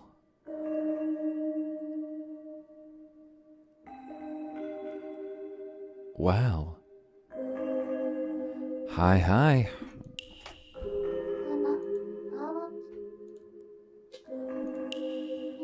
Hamlet? Who was on the other end of that call? They knew my name. And their voice sounded familiar. But I can't remember. I'm scared. Hamlet, please tell me what's going on. Oh, now where have you gone?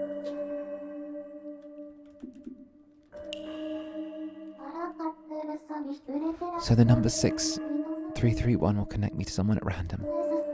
And I have to keep trying it until I get it right.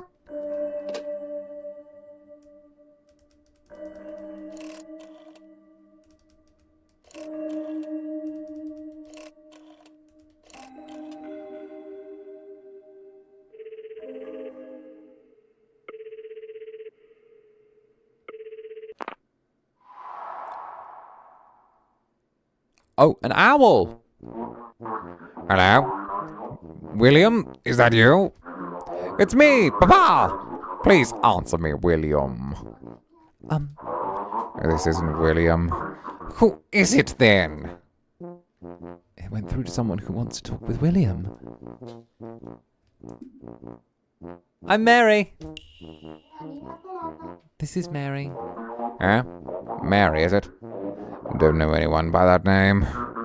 I've been waiting, you see, in this pitch black room for William to call. Wait, please, I just want to ask one thing. Are you John?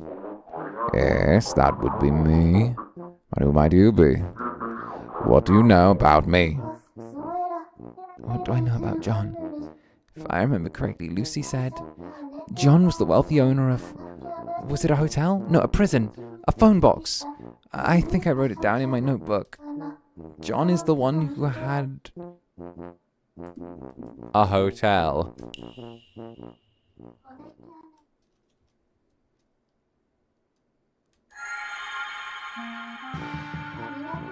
Are you by any chance the owner of the Edison Hotel? William's adoptive father. That would be me, all right. John, proud owner of the Edison Hotel. A luxury hotel, the envy of any man of means. Indeed, I built it from the ground up.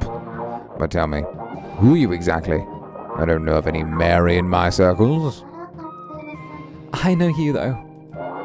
Oh, really? Then answer me this. Which animal is mounted in the lobby of my hotel? An owl or a lion?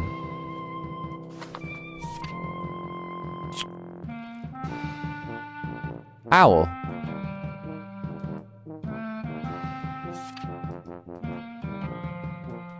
Right.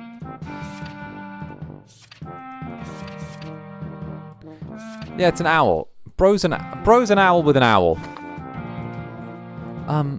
Mounted in the hotel lobby. It has to be an animal he likes, surely. An owl. Is that Fred? We found Fred. Correct, I see. Ooh. You must be one of my regular patrons.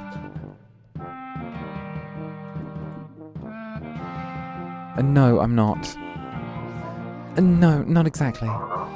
Lie if you must, just humor an old man, won't you? Never mind. Right now, my only concern is William. Mary, if you know anything about William, anything at all, please tell me. My precious memories of him, they're slowly fading away. If I cannot speak to him, then at the very least... Mary, have you learned anything about William? Please, I need to know.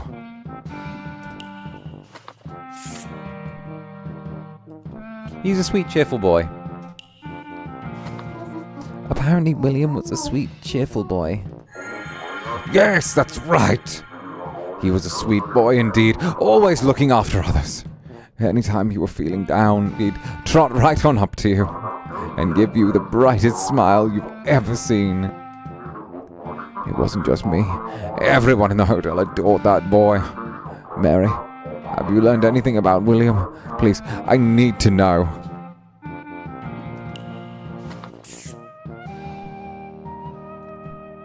He wants to be an astronomer. William wanted to be an astronomer when he grew up, didn't he? No, that's right. William loved the night sky. I remember now. I wanted to do something special for him. So I said I'd build him a home planetarium. God damn, a home planetarium? I want to be adopted by this guy.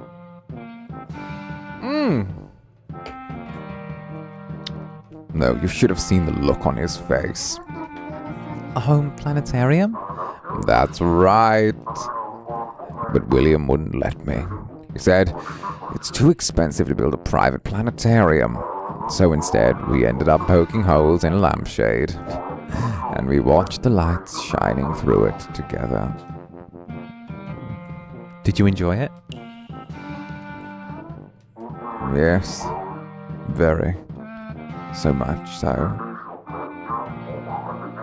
I hadn't spent a dime yet. William and I, we were as happy as we could be. I was shocked, you know, that such a thing was even possible. How nice. Mary, have you learned anything about William? Please, I need to know. Treasures things. Apparently William took very good care of his things. Oh, now that you mention it. He did do that, didn't he? He would use up his pencils until they were this small. He says it like you can see him. Mary, have you learned anything about William? Please, I need to know.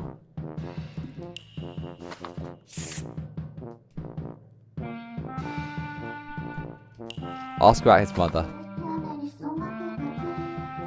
Do you know William's mother, Lucy? Lucy? Did you say Lucy? Yes. I'm in no mood to speak of her. I see. All right. What happened between Lucy and John? Yeah, that's right. Mary, speaking to you has helped me remember something. William, he loved stargazing. When I took him in, he brought this old, worn-out telescope with him. He was simply enamored with the thing. And yet, there was a huge crack in the lens. I didn't think he'd get a good view of the night sky like that. So I got him a fancy new telescope for his birthday. Still, he refused to let the old one go. Perhaps it was simply in his nature to cherish his belongings. Ah, yes. It's coming back to me now. I believe that telescope was a gift from someone important to him. A telescope? I should write that down. Okay, noted. Please, Mary, find out more about William. Of course. Just wait a moment, I'll call back.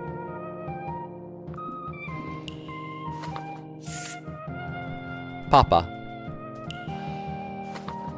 William called you his papa, didn't he? That's right! The first time he called me Papa, oh, I was over the moon, I tell you. Please, Mary, find out more about William. Just wait a moment. I'll see what I can find on William. I have another lead. I'll call you back. Just hold on, okay? All right, I'll be waiting.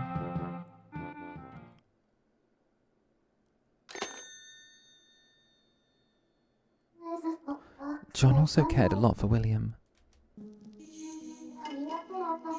Alright, I should try drawing his picture. You're gonna draw Chibi of me? Oh, thank you. That's really sweet. I think John looks something like this. I'm sure I should draw him on this page too.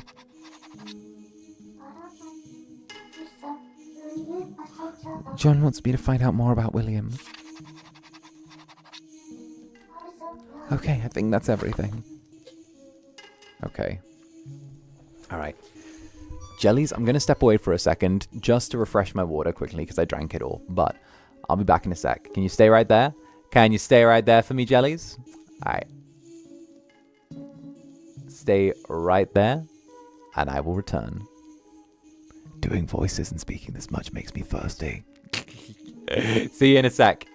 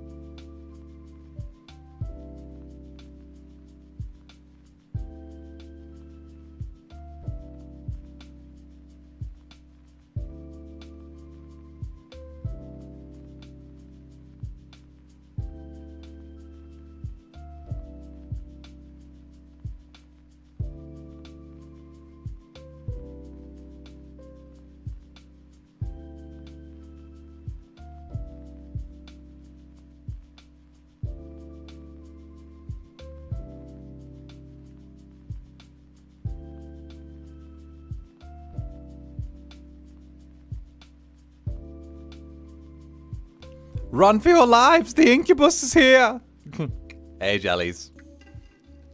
Hey, I'm back. I had a quick bathroom break while I was at it as well. Get in here, we're back, I hope I wasn't too long for you. I try and be quick with these. How you doing? How you doing? Chomps on the card pile. Tee-hee. Tee-hee. Scatter. Hide the Unos. Yeah. Scavenge. Weebar. Yeah, you bar. Alright.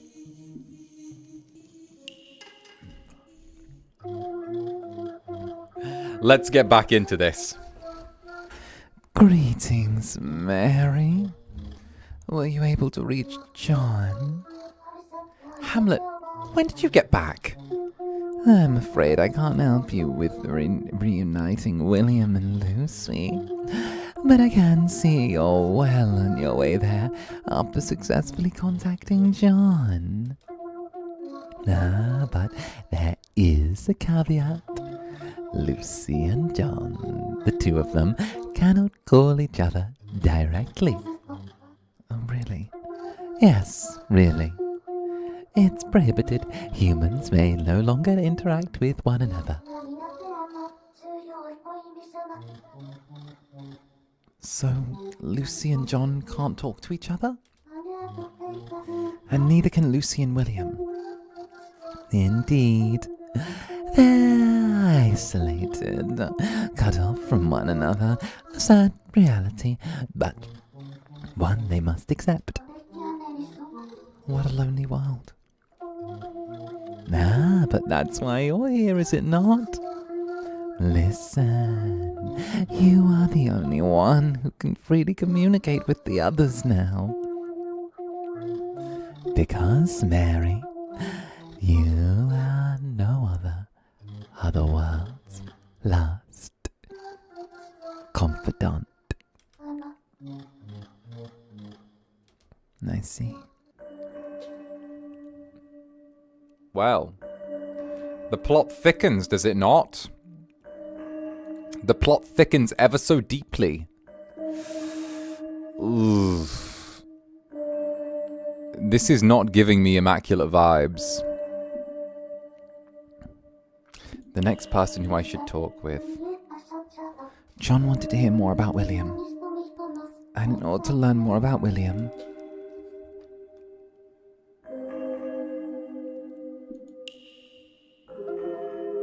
Mary, do you wish to call Lucy or John? Well,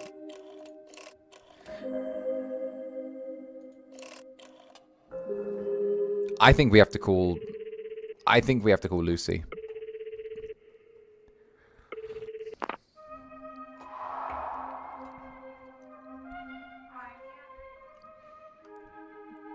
Mary.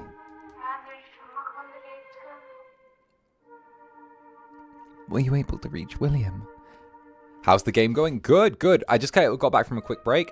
We're trying to figure out what's going on between William, Lucy, and Mary, and John, and it's all a mess. It's a fucking mess, long and short of it.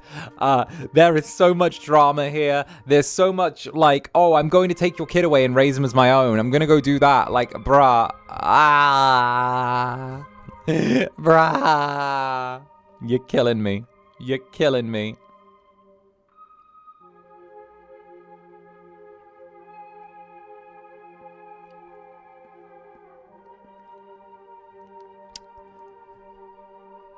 Were you able to reach William? I've spoken with John. Lucy, this John you told me about. William's adoptive father who raised him while you were in prison. Yes, that's right. Were you... Yes, I was able to reach him. Oh, but he won't be able to call you, apparently. Not because he refuses to or anything. That's just how it works, I suppose. All right, Mary. Don't trouble yourself over it. I think I understand. This phone only connects to you, no? That seems to be the case. What did John have to say? Well, He also wants to hear about William.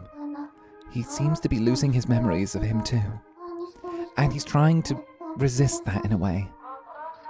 I see. I understand how he feels. Mary, were you able to reach William? It's about William. About that, Lucy.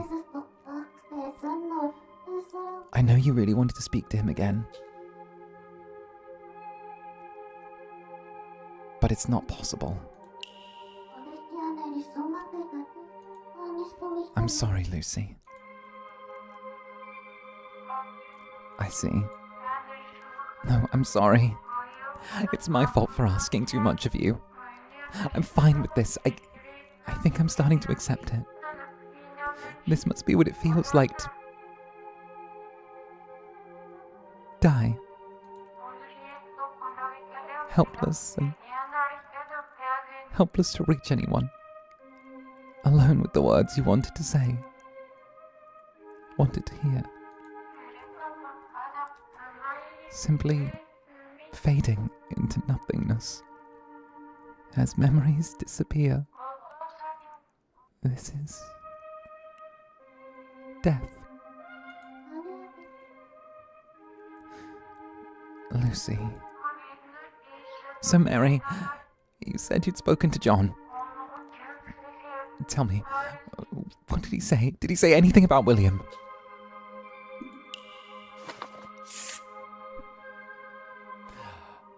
William never got rid of the telescope. I bet that was a present from her. According to John, William had a telescope he'd never gotten rid of as a gift. He refused to get rid of it. John thought that maybe that might have been a gift from you. I see. Oh, we did a thing! Oh, my sweet boy. I'm so glad to hear it. I remember now back when I was still with him. We would polish the lens every day. There's an image of Lucy and William flashing across my mind. Maybe I shouldn't. Maybe I should draw it.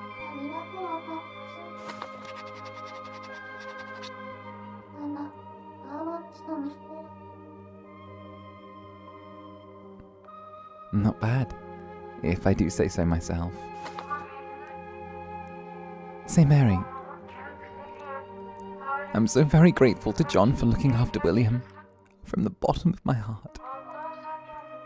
I know John probably doesn't think too well of me, but looking back, I should have expressed my gratitude to him. Mary, listen, I'd like you to pass on a message to John. A message? Yes, you can speak to him, right? I want you to tell him, thank you for taking care of William. Would you be willing to?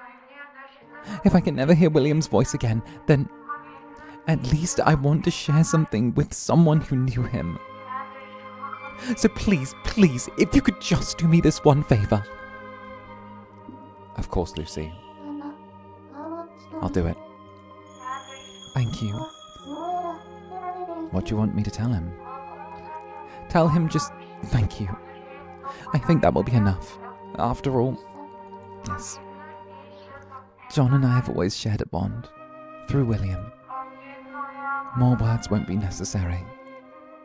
Ah, my heart! Lisa! I was a miss. Thank you for the 14 months. Much love. Mwah! Right back at you. Much love to you too, darling. And congrats on 14 months. I see.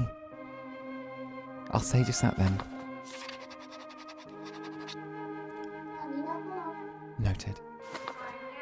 Oh, and Mary, once you've given John my message, will you call me back?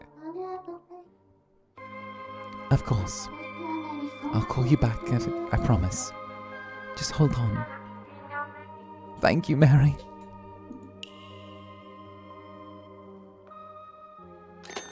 Note to self, don't have Oshis that are extremely talented VAs. It brings you nothing but pain. Netherlings like a little bit of suffering. That's what I understand.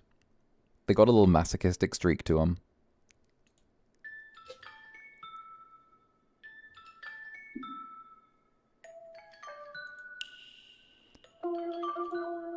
Let's call John.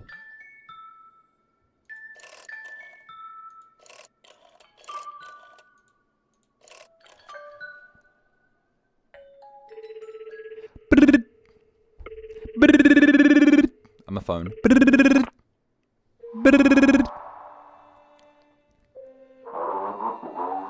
Hello again, Mary. Did you find out anything else about William? Oh, would you believe? Would you believe, buddy? And just eternally cozy call. Hey, good to see you. Glad you got in here. Done nothing but weep. Yeah.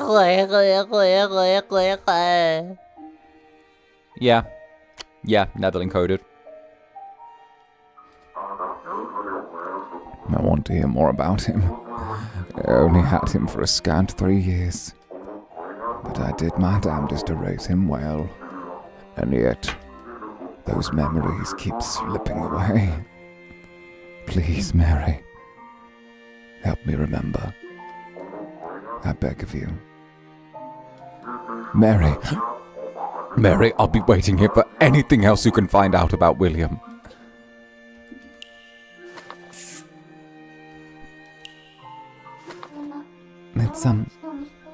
It's not quite about William. Rather, it's about his mother, Lucy. Lucy, you say? That's right. It turns out I can't reach William directly. But I can talk to Lucy. Is that so? She was truly grateful to you. She was. Really? To be perfectly honest, I thought I'd done Lucy wrong. What happened? It's a long story. I'll let you take your time. If you want to talk, I'll listen. You will? Thank you, I'll take you up on that offer.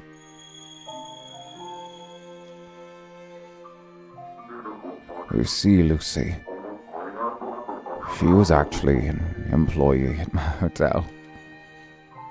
And well, she was buried in debt. The damned moneylender would always barge into the hotel and kick up a fuss. Lucy must have been really struggling. Quite so. She grew up in poverty, and her parents left her with a mountain of debt. She'd borrowed money, not enough, not have enough to pay it off, and then borrow even more.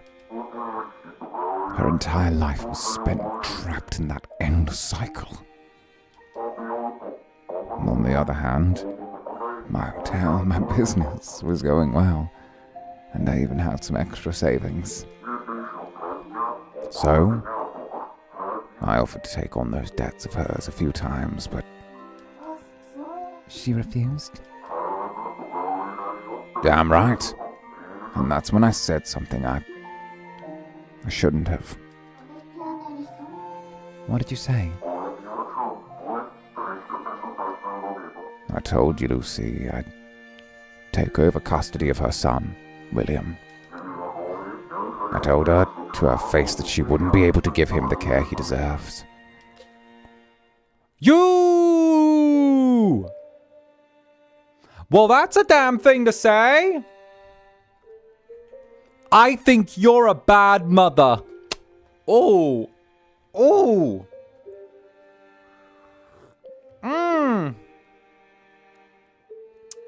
Ooh.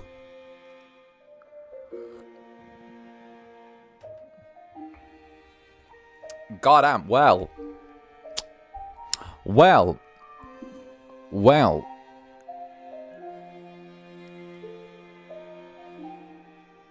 Okay. Harsh statement, but kinda true. Not gonna lie. Harsh statement, but not completely based outside of reality. Do I think he needed to say it that way? No. Could he have approached it differently? Yes. Was it wrong for him to do it like that? Yes. But often we see things that we don't say. We don't have to say every observation we make out loud. I do understand where you were coming from.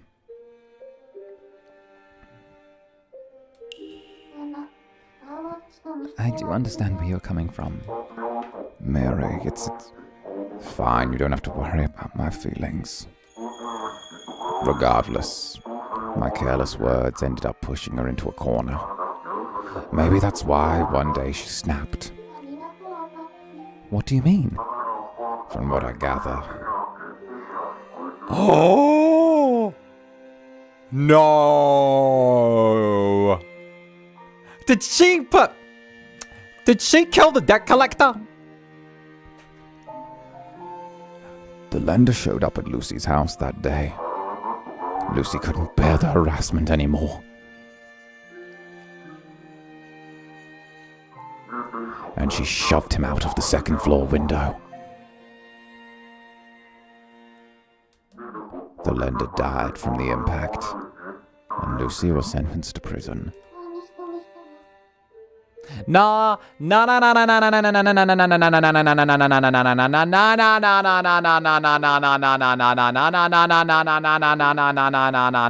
This is why you need an incubus on your shoulder, though, right? If I was there with Lucy, I'm like, girl, run full force into the door frame, give yourself a black eye from it, okay? Throw yourself off on the ground, all right? Like, you know, like maybe play up the whole, like, you know, maybe like make yourself look like a little bit disheveled and shit, right? Be like, oh, he tried to kill me for my debts. He tried to beat me for my debts. Like, oh, he tried to, you know, he tried to do unspeakable things. I pushed him away and he just fell out the window. It was self-defense. I was doing nah, I'm telling you, okay? I'm telling you. You ever marry rich and you need a quick payday? Okay, I'm just saying 5 years, sprint into the door frame, $250,000 payout. Just putting it out there. Just letting you know. I'm just spitting some game. There you go.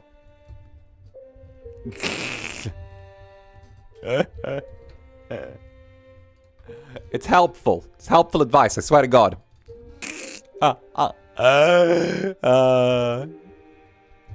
Honey. Ink your wisdom.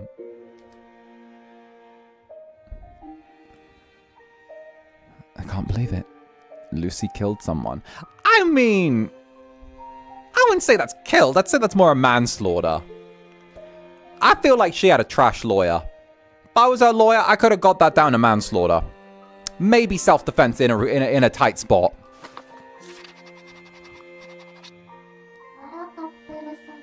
Like, I'm just saying, he was in her home.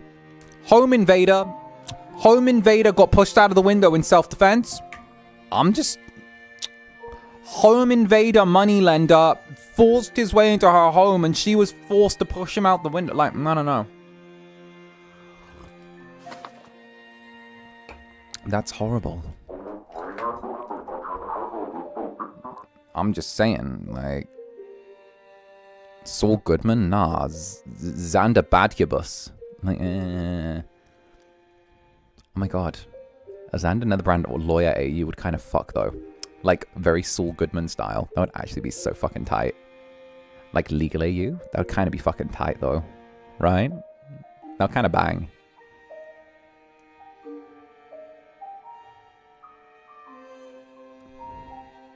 That's how I ended up taking in William after all. I visited Lucy in prison, you know. Just once. I made her a promise. What was it? I promised her that I would raise William well, and that I would never let her see him again. Why? Isn't it obvious? Lucy had become a violent criminal, a murderer. I didn't want William to live knowing that his mother had blood on her hands. And here was the saving grace. William was too young at that time to really understand what had happened. So I made Lucy promise me 3 things. And those were? 1. She must never see William again, even after she's released. 2. She may speak to him over the phone, so long as she keeps it brief. 3. She may never reveal that she is his mother, under any circumstances. That explains why, when she called William from the phone box, She said she was Kathy. she said she was Kathy.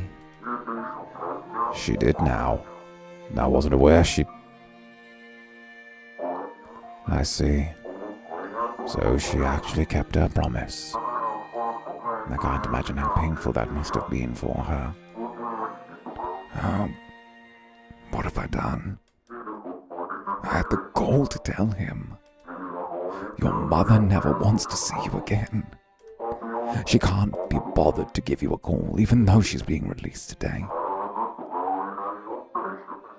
The poor boy took everything I said to heart. I was just afraid. Afraid he would leave my side. I couldn't bear the thought of it. Mary, I have one final request. Give this message to Lucy. Tell her I'm sorry. I wish I could take it all back. I don't expect her to forgive me. But I had a feeling I wouldn't be able to pass on with these regrets. Mary, if you can give my message to Lucy, I can accept death. Would you do this for me, Mary? Don't worry, John. I will.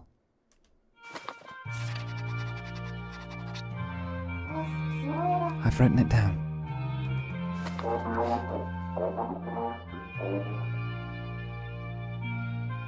Would you? But nah.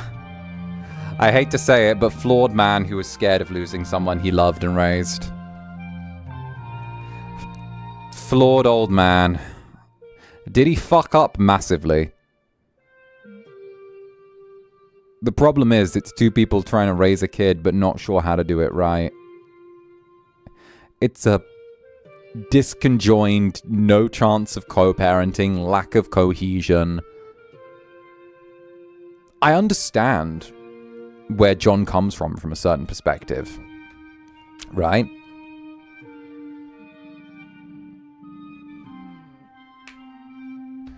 I understand. Like, don't get me wrong. For what it's worth, even without me making the argument regarding the debt collector, let's take it from like John's point of view. Lucy murdered another person with her son in the house. Like, and unless he was under threat or she was under threat, that's a lot. If it's like he says or he believes, where she just snapped and killed the debt collector, and she killed the debt collector with her son in the house, it is very lucky that she didn't traumatize the poor boy. You know?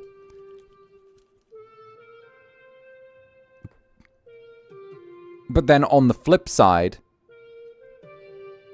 he didn't need to go as far as to be your mother doesn't care about you. Your mother's gone. Your mother's this. Your mother's that, right?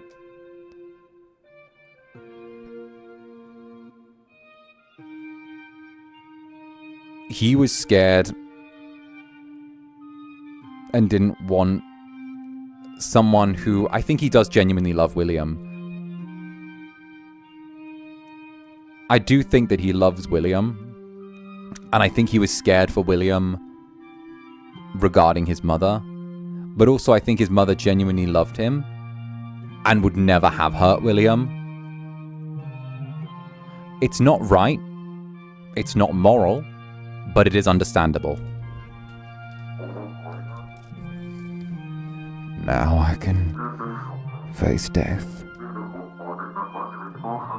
Thank you for everything, Mary. Goodbye, Mary.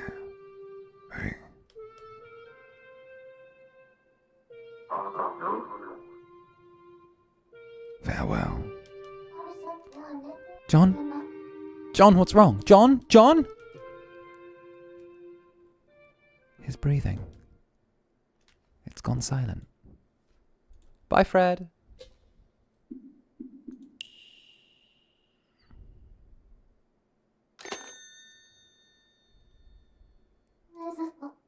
What happened? Congratulations, Mary. John has successfully passed on. Passed on? What do you mean? He was freed of his regrets and finally succumbed to death. Or rather, he successfully let go. You never listened to his words without, you listened to his words without judgment. And so the cycle of life and death was closed. The cycle of life and death? Indeed, and consequently, John's phone line has ceased to exist. I'm not sure I understand. You mean I can't call John anymore? Correct. That is what happens when you save someone. You have, well and truly, saved him, Mary. I saved him? I don't feel like I did. Not to worry. You'll understand in time. Now, make sure you write all of this down. Okay. He's so Cheshire Cat like I love it. I love playing cats. This ain't the first time I voiced a cat. It ain't the last time I've voiced a cat. I've been paid to voice a cat before. It's good, okay? A cat, a cactus, it doesn't matter. I will voice it and I will be pure sex with it. I don't fully understand, but if I save John, that must be a good thing. It's so good. I'm glad you're liking it. Kitty. Did she really do that? Could Lucy really have killed someone? She's such a kind person. If you're in doubt, why not ask her? I could. 'Cause I know when that hotline bling. Oh, that will be determined when you pick up the phone. It can only mean one thing. A cactus? Yeah, I've voiced a cactus before. It's actually really interesting. I voiced a cactus in a video game. It was pretty fun.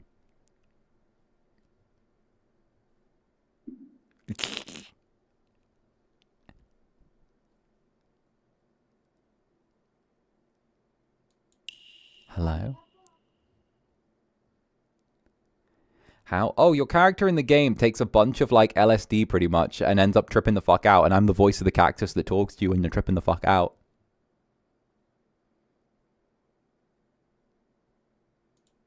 Hello?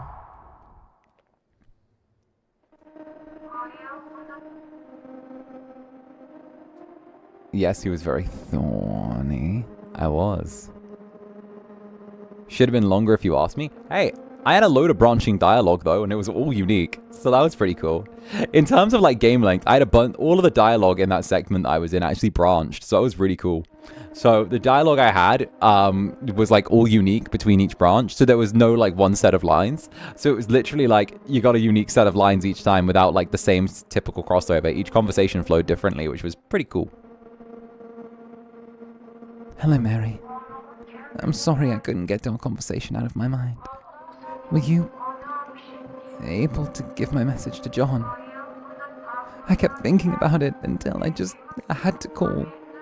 What did he say? Did he tell you anything else about me?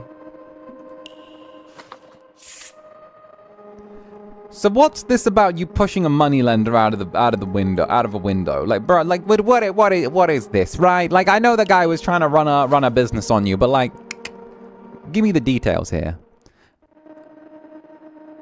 Before I talk about the lender, didn't I have something important to know?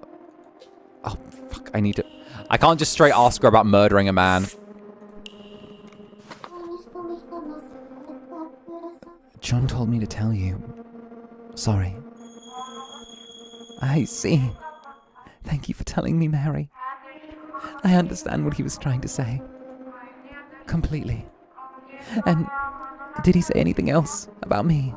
Oh, what do you mean? Well, John knows a lot about my past. I still can't remember why I went to prison in the first place.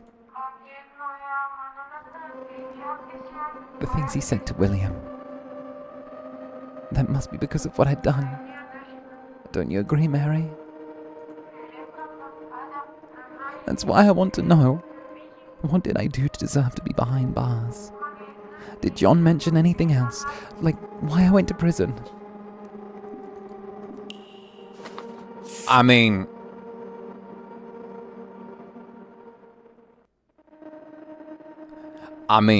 you gave a loan shark a long drop with a sudden stop. That's, like...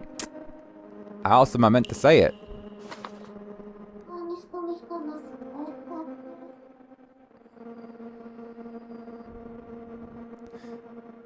I don't know how to say this, but...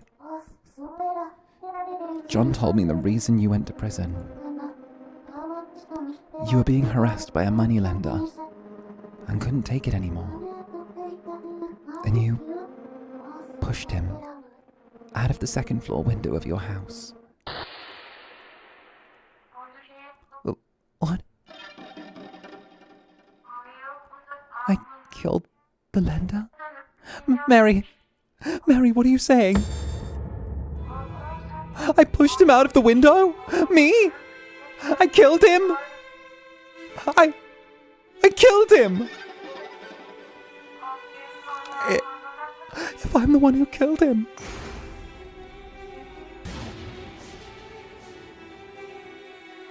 then who am I? Lucy.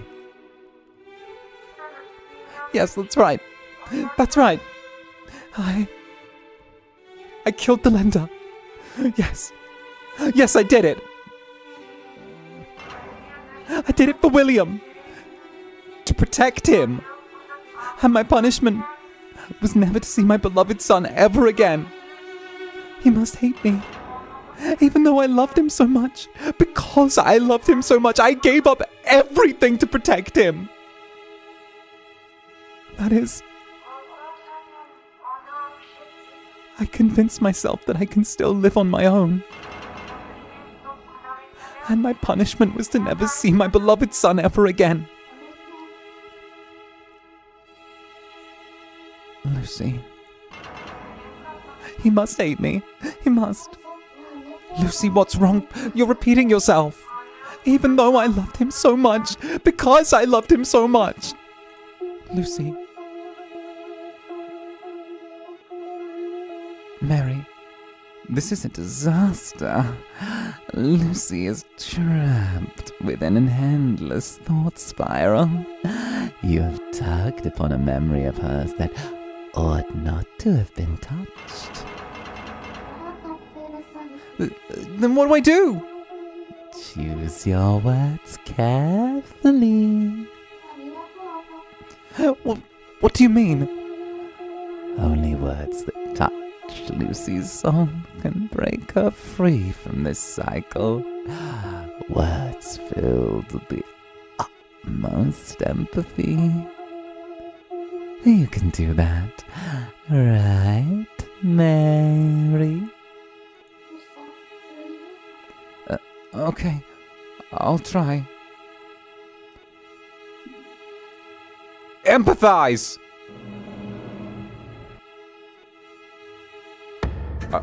Okay, but the art... What? Oh God! Oh God! What I have to do is choose words that touch Lucy's soul and break the cycle. Otherwise, she'll be trapped in this negative spiral forever. I have to choose the right ones. Lucy, can you still hear me?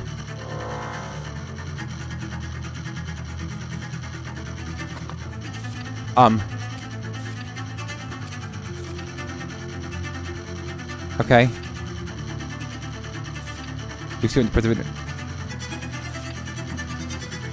okay. I accept you.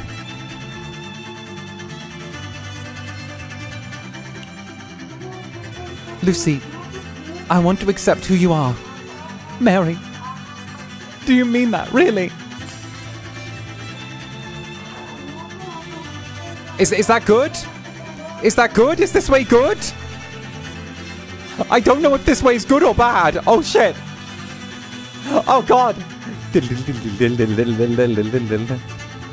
We'll shoulder your burden together. Aren't your biggest regrets about William? About William. William. Yes, you're right. Mary, you truly are trying to get to know me. It was for William's sake. I had no choice. I couldn't stand by and do nothing. Not when he had his precious. Yes, William had something precious to him. He had a dream. William had a dream, didn't he? Right. William had the most wonderful dream. I know. What was William's dream? I know what it was, but I need her to say it first. William's dream was...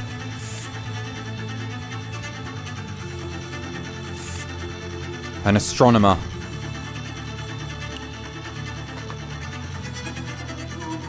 An astronomer.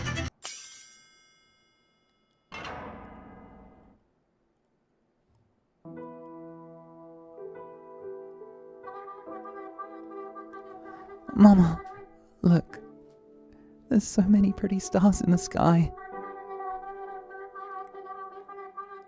Mama, I know I've said it 1,000,000 times, but I'm going to be a scientist. And I'm going to make an amazing plane that flies all the way to those stars.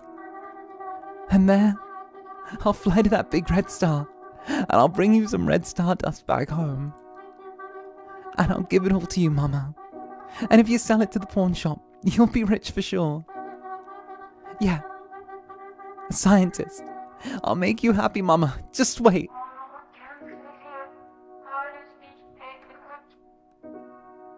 My life was never going to amount to anything.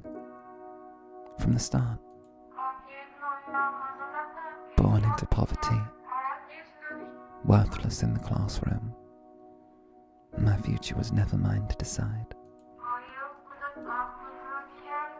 But William, his future shone with as many possibilities as stars in the sky. His future was my future. I absolutely could not afford to let it go to waste. I had to kill him. That vile man had to die for William's future. That's why I killed him.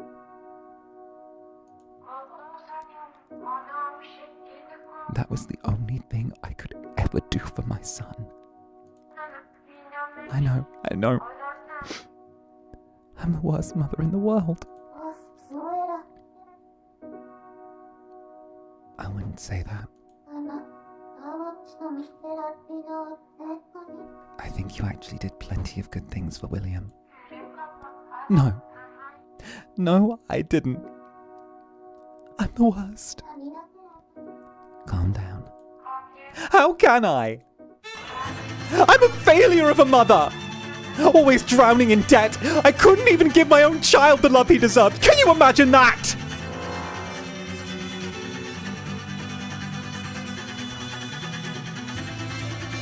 You did love him. Even without money, I think you loved him more than anything. Really? You do? I tried, but I couldn't give him anything, nothing at all. You did give him something. Something very special to him. I did. I gave... You're not lying, are you? Can I really trust you? If so, then please, Mary, tell me. Do you know what I gave William? I know. I know. You do? Right. Lucy gave William many things, but he cherished one above all the others. I want to tell her myself. Out of all the things you gave William, one of the most cherished was... the telescope. The telescope.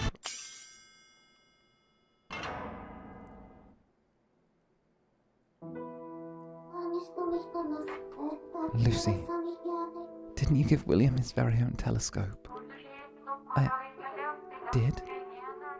I gave William a telescope. He was so happy. My boy was over the moon. I never thought he'd be so happy, because that telescope, it was just a battered old piece of junk from the pawn shop. I worked my fingers to the bone at John's hotel, saving up little by little, all while paying off my debt. And when I finally had enough, I bought that old telescope. Mama, this telescope's so cool. I can see the stars so clearly. Thank you so much, Mama. I promise I'll be a scientist one day, Mama. Just you wait. I'll be rooting for you the whole way, William. That's right. Now I remember. The lens in William's telescope, the reason it was cracked was because on that day, the lender came to our house. He broke all of William's belongings, every single one. He stomped on everything my boy held dear and laughed the whole time. He destroyed everything. William's clothes, his hat, his desks, his favourite books and stationery. All of it ground to pieces under his feet. And then lastly, he picked up the telescope and smashed it against the wall. Over and over and over while laughing like a maniac. All William could do was cry.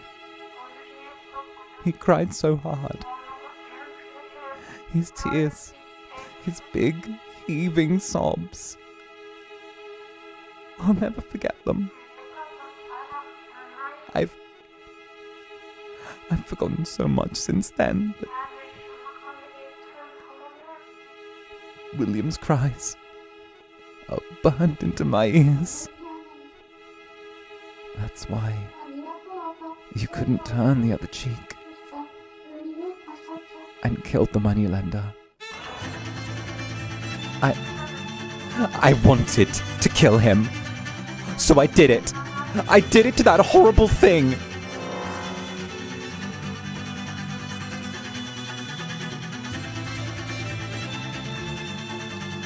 High key? What horrible thing?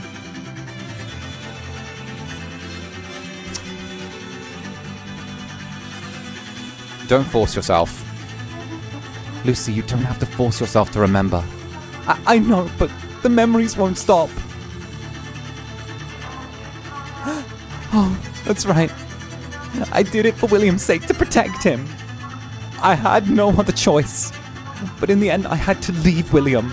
I did what I did to protect him, but that's the reason we were torn apart. William hates me for it. I know he does.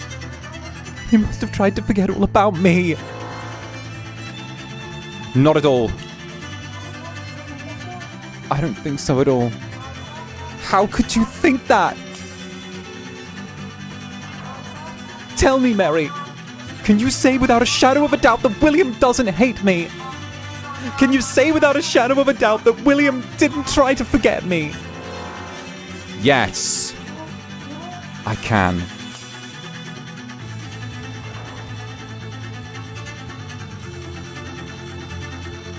Of course he didn't. William loved Lucy with all of his heart. That much, I know. I have to tell her right here. Right now. Something that shows just how much William loved her.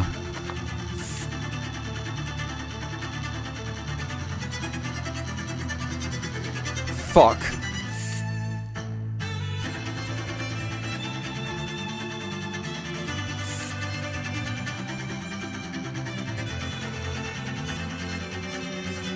The telescope. The telescope. He never got rid of the telescope his mother gave him.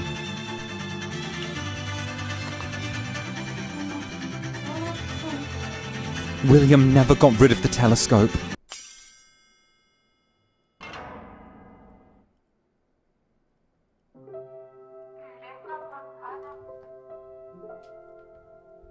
Yes, that's right.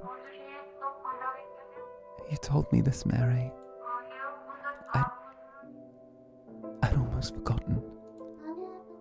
Lucy. Mary, this is the truth of what happened. William was screaming at the lender. Mama gave me that telescope. Put it down. Stop. Stop. The next thing I knew, he shoved the lender with all his might, and he fell from the second floor window. Wait, what? Wait, what?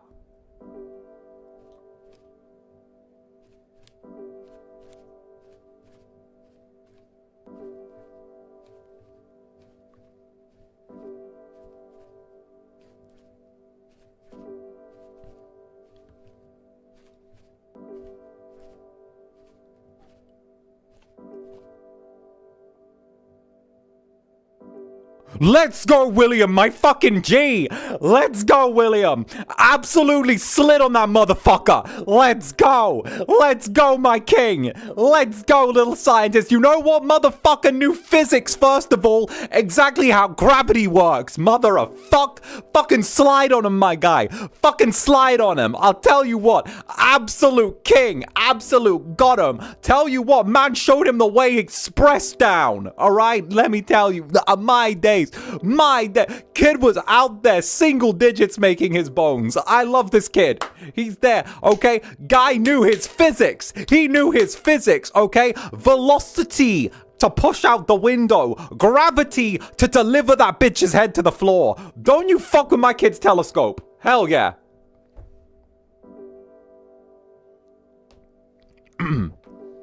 Yes. The lender landed headfirst and died on the spot. William was next to me bawling. And then suddenly, he passed out. The sight of his broken telescope. His heart just couldn't take it. But thanks to that, William never realized he was the one who killed the lender. It was at that moment that I made my decision. I would take William's place. I would take the blame for the murder and go to prison. I endured it for years, rotting in that cell, thinking have to protect his future. I can't interfere with his future. If we ever met, he would forever see himself as the son of a murderer. So I swore to stay far away from him. Yes, swore it of my soul. And you decided to live on your own.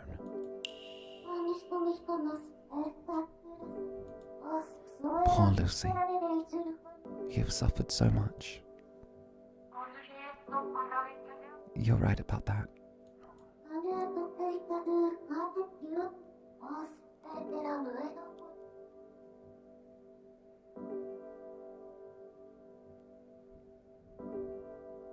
But Lucy, let me make one thing clear. I don't think you're a bad mother. Because the moment you got out of prison, you immediately ran to a certain place.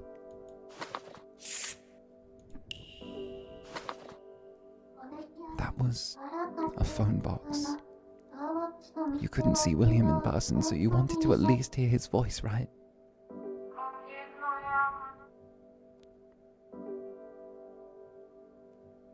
Yes, that's right. I remember the place too. It was the phone box in the park in the middle of town. I opened the door and stepped inside. Then I tried to call him, but I couldn't. I didn't have the courage or the money. But then, a little girl I'd never met called out to me. Her voice reminded me of yours, actually. Wait, that wasn't me, was it? No. The two of you have similar voices is all. Though I dared to imagine you were her for a moment. How silly of me. It seems girls half my age keep showing me how to be brave. Lucy. There in the middle of town, that girl called out to me. Aw, don't look so sad. When I didn't reply, she gave me a coin and told me, if you have someone precious to you and you want them to know how you feel, you should tell them right away. You'll regret it if you don't.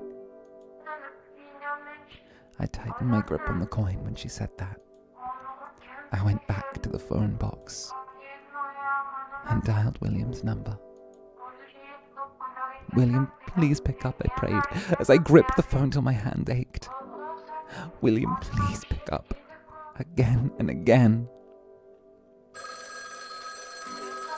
Please answer the phone. William, I want to talk to you.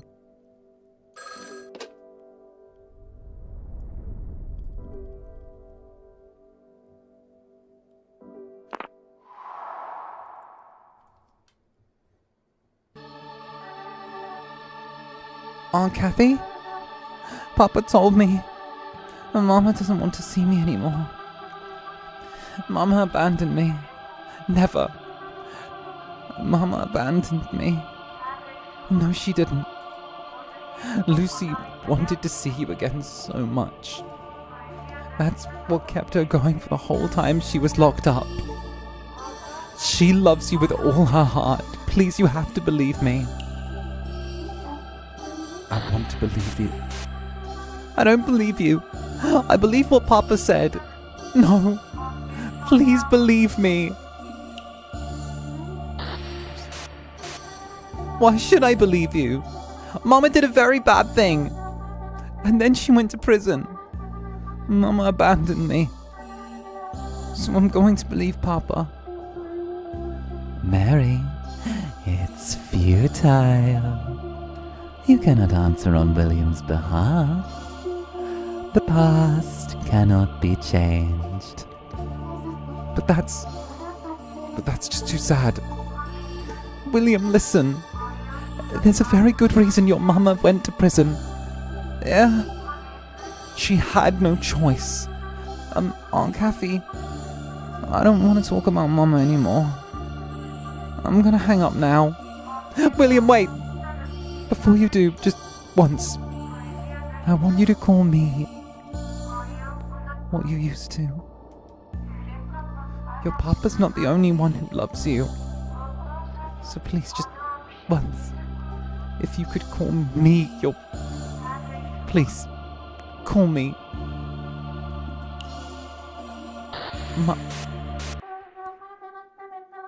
Wait, Auntie, do you see that? The moon is falling. The moon?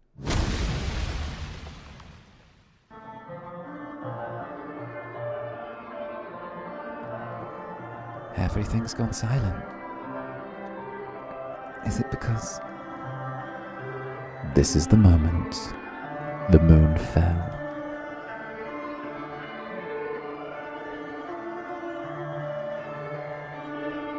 That's right, Mary. This is when the apocalypse arrived. There is no one on the other end of this call. Hence, it is time to hang up the phone. William? William, are you still there? What's wrong? That's Lucy's voice. Why aren't you saying anything? Listen to me, Mary. Despite what you hear on the other end of that line, Lucy is no longer here. William? Are you okay? Say something! William! Hamlet, can you hear Lucy's voice? She's still on the line. Well, it's true that something is on the other end and it's trying to talk to you. And rather tenaciously at that. As for what that something is, one might call it a being in a superposition of life and death. Not quite alive, yet not quite dead. Or in layman's terms, merely something that stubbornly continues to cling to life. Is that what it is? Indeed. Pay it no mind. You mustn't engage with those things in any way, shape, or form. Now, put down the receiver and end the call. That's not Lucy. Whatever it is, there's no longer any trace of Lucy left within. Now end the call. Cut the line to which it still clings. William! William! Say something, please! I miss you. I want to hear your voice.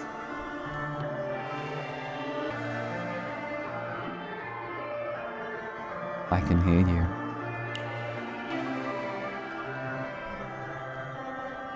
I can hear you. Oh, thank goodness. You cut out all of a sudden and I feared the worst. Sorry. I think the phone's not working. I can hear you just fine.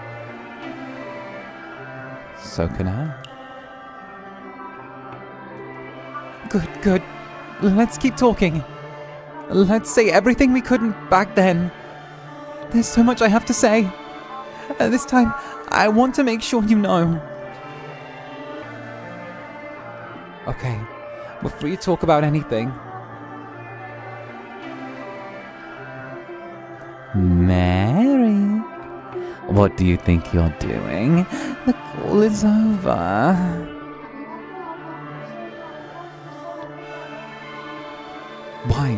I finally found a way to get Lucy to open up.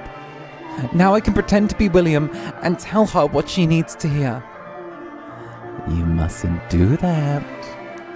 I implore you, Mary. Listen to me. Doing so puts you in grave danger. I can still try. Put the phone down. William, say something, please. Do not answer it, Mary. William, please, let me hear your voice. I know how Lucy feels. Why is that? I'm not sure, but I'm so lonely. I want to hear his voice. I should...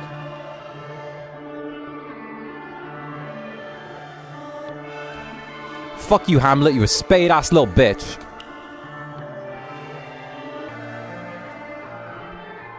Of course I should. I had someone wish to talk to me too. Don't worry.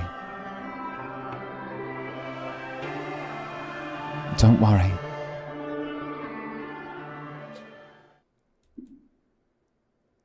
I can hear you.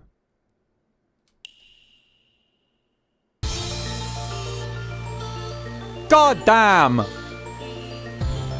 Oh, what the helly, my jelly?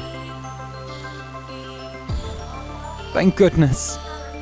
Don't go silent on me again, okay, William? Keep talking to me. To your Aunt Kathy. Okay, Aunt Kathy. Good boy. Thank you so much. About Mama. Your Mama, of course. Ask away. I know all there is to know about her. Aunt Kathy, did Mama...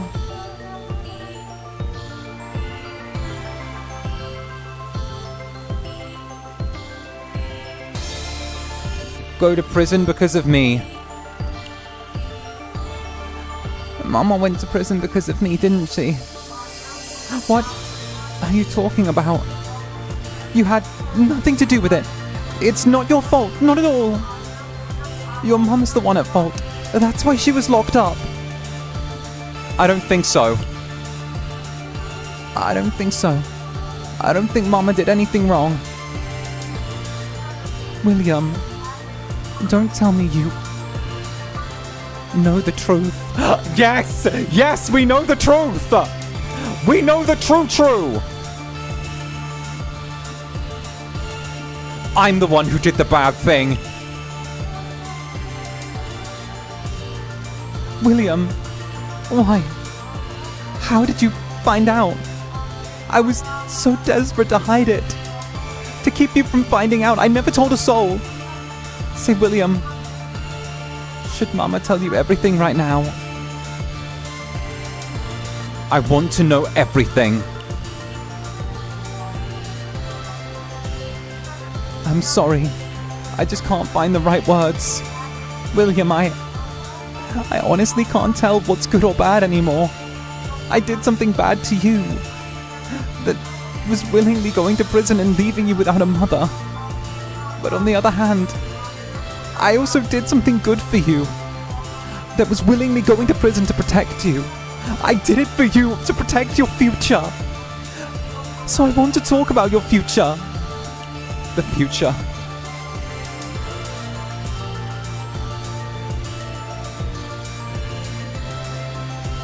I want to know how Mama's doing. My future can wait. I want to know how Mama's doing. She's... well... right now, I believe she's in a phone box calling someone and crying her eyes out. Who is she talking to? I'm not sure, but it must be someone very, very important to her. Okay. When I grow up,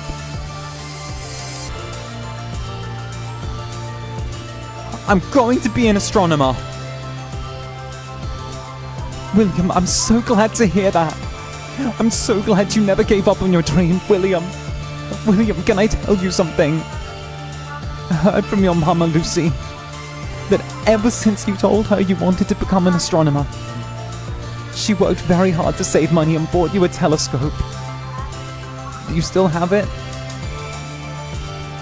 I've kept it safe and sound.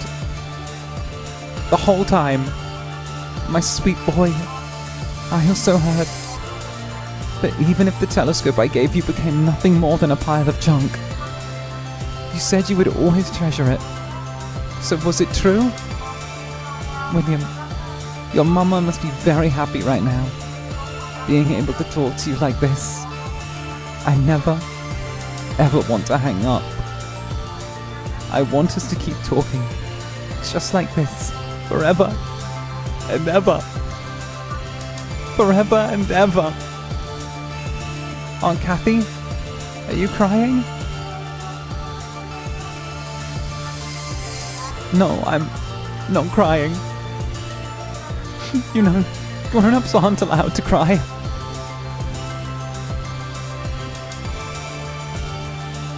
I think it's okay for grown-ups to cry. Oh God! What's wrong? Say something!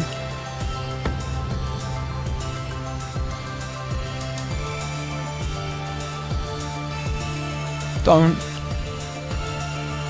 You are my one and only. Mama. You're my mama. Mama.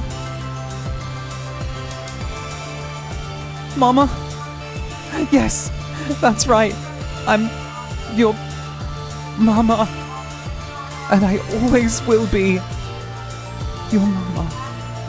William, you finally called me Mama. I'm so happy. Thank you. And to you, on the other end of the line, thank you. And goodbye.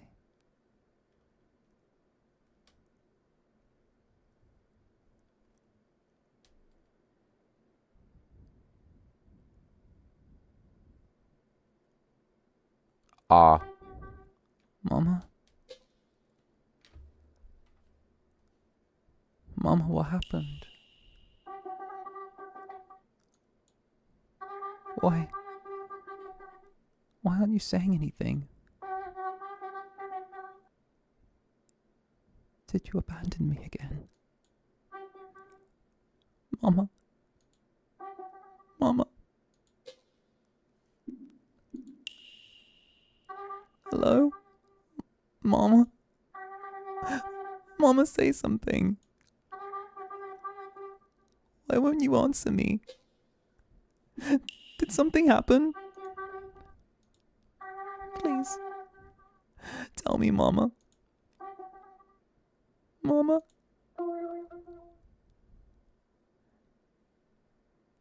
Goodness. Mary. It's over.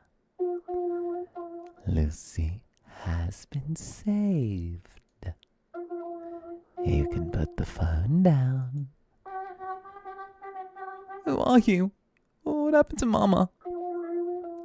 She was saved. Mama? Mary, I told you to stop. Listen to me. William does not exist anymore.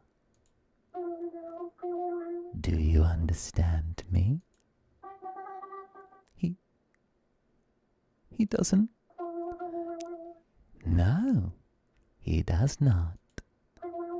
You must reclaim yourself now, Mary. Your time acting as William has ended. I was acting. Indeed you were. Do you know who you are?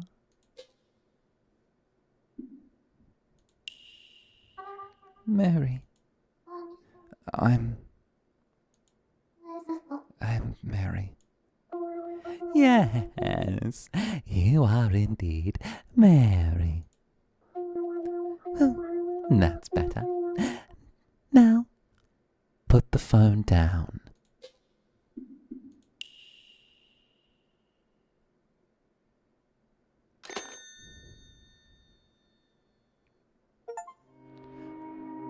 Hey! Hey! This cat needs to shut up!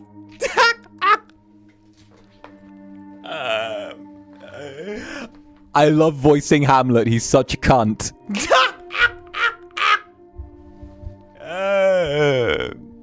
I love it. I have to admit, I'm getting a little liberal with how I'm voicing him and some of the character choices for him. But fuck it, I strangely love playing Hamlet as like a bit of a dick.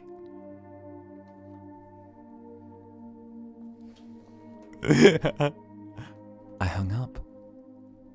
I'm not talking to anyone anymore. Where am I? Oh, it's that outside the window. Is that... Hamlet? What's going on?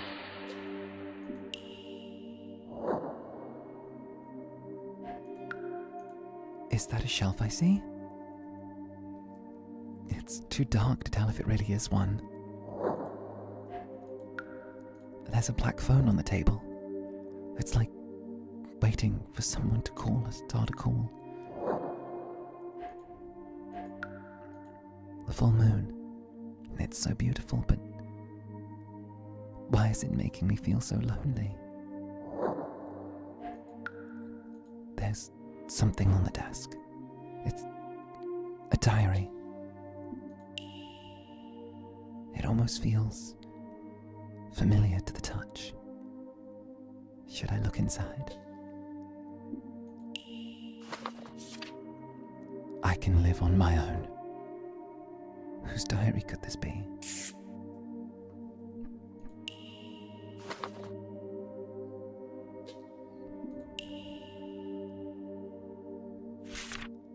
I can live on my own. People believe that has vanished from the world. But nobody really knows the truth. Who decided that anyway? Even if it's gone. I was always alone anyway. That's why I can live on my own. It's the only way I know. Whose diary is this?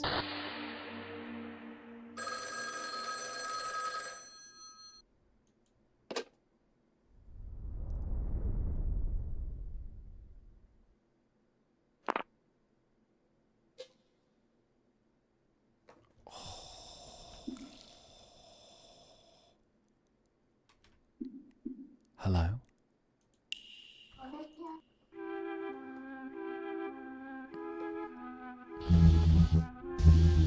That voice is... Is it really?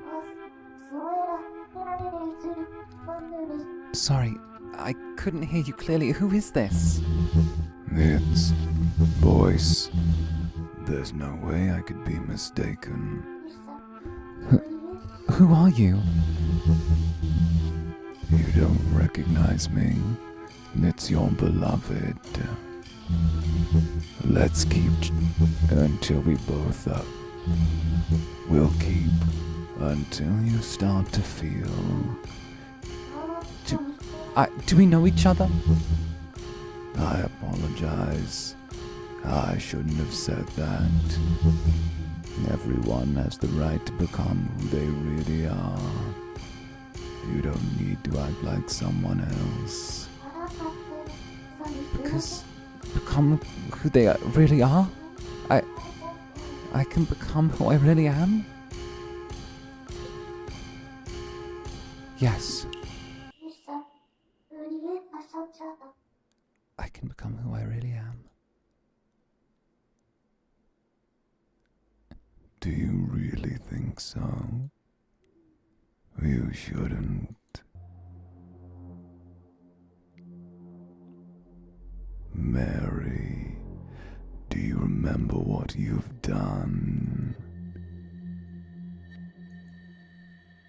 You've trapped your memory into a dark, dark box.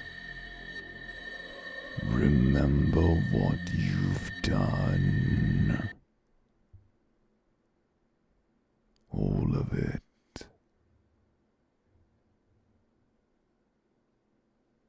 It's all your fault.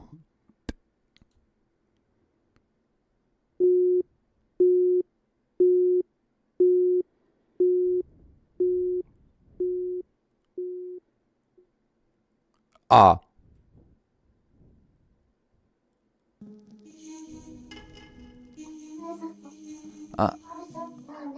What was I doing? You acted out the rest of the unfinished call, Mary. And after I tried to warn you... The unfinished call? Right, I pretended to be William to help Lucy. And then I ended up in a strange room. What was that?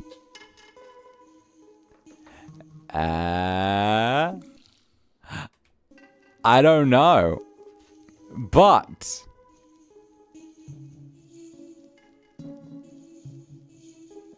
I think that's a good point for us to stop, because that's a hell of a cliffhanger for us today. All right, jellies, get on over here. Get on over here. What did we think of that performance, eh?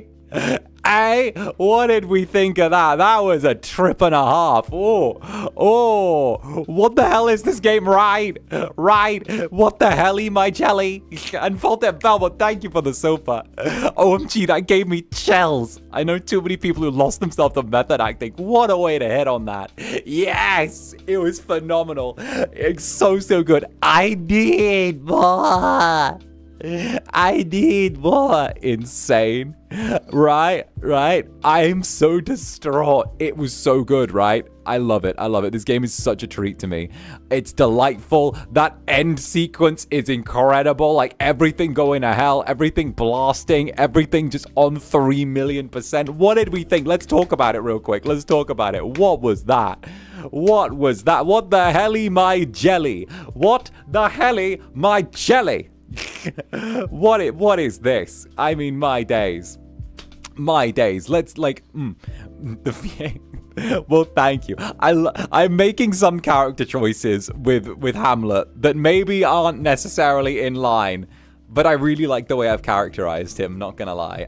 I'm choosing to be a little liberal with that. I know, shock horror. I'm being a little bit liberal with how I'm doing Hamlet, but you know what? It's fine. He's being a cheeky little fella. Hey, and Katie Lysander's resident senior hamster, thank you for the rose, darling.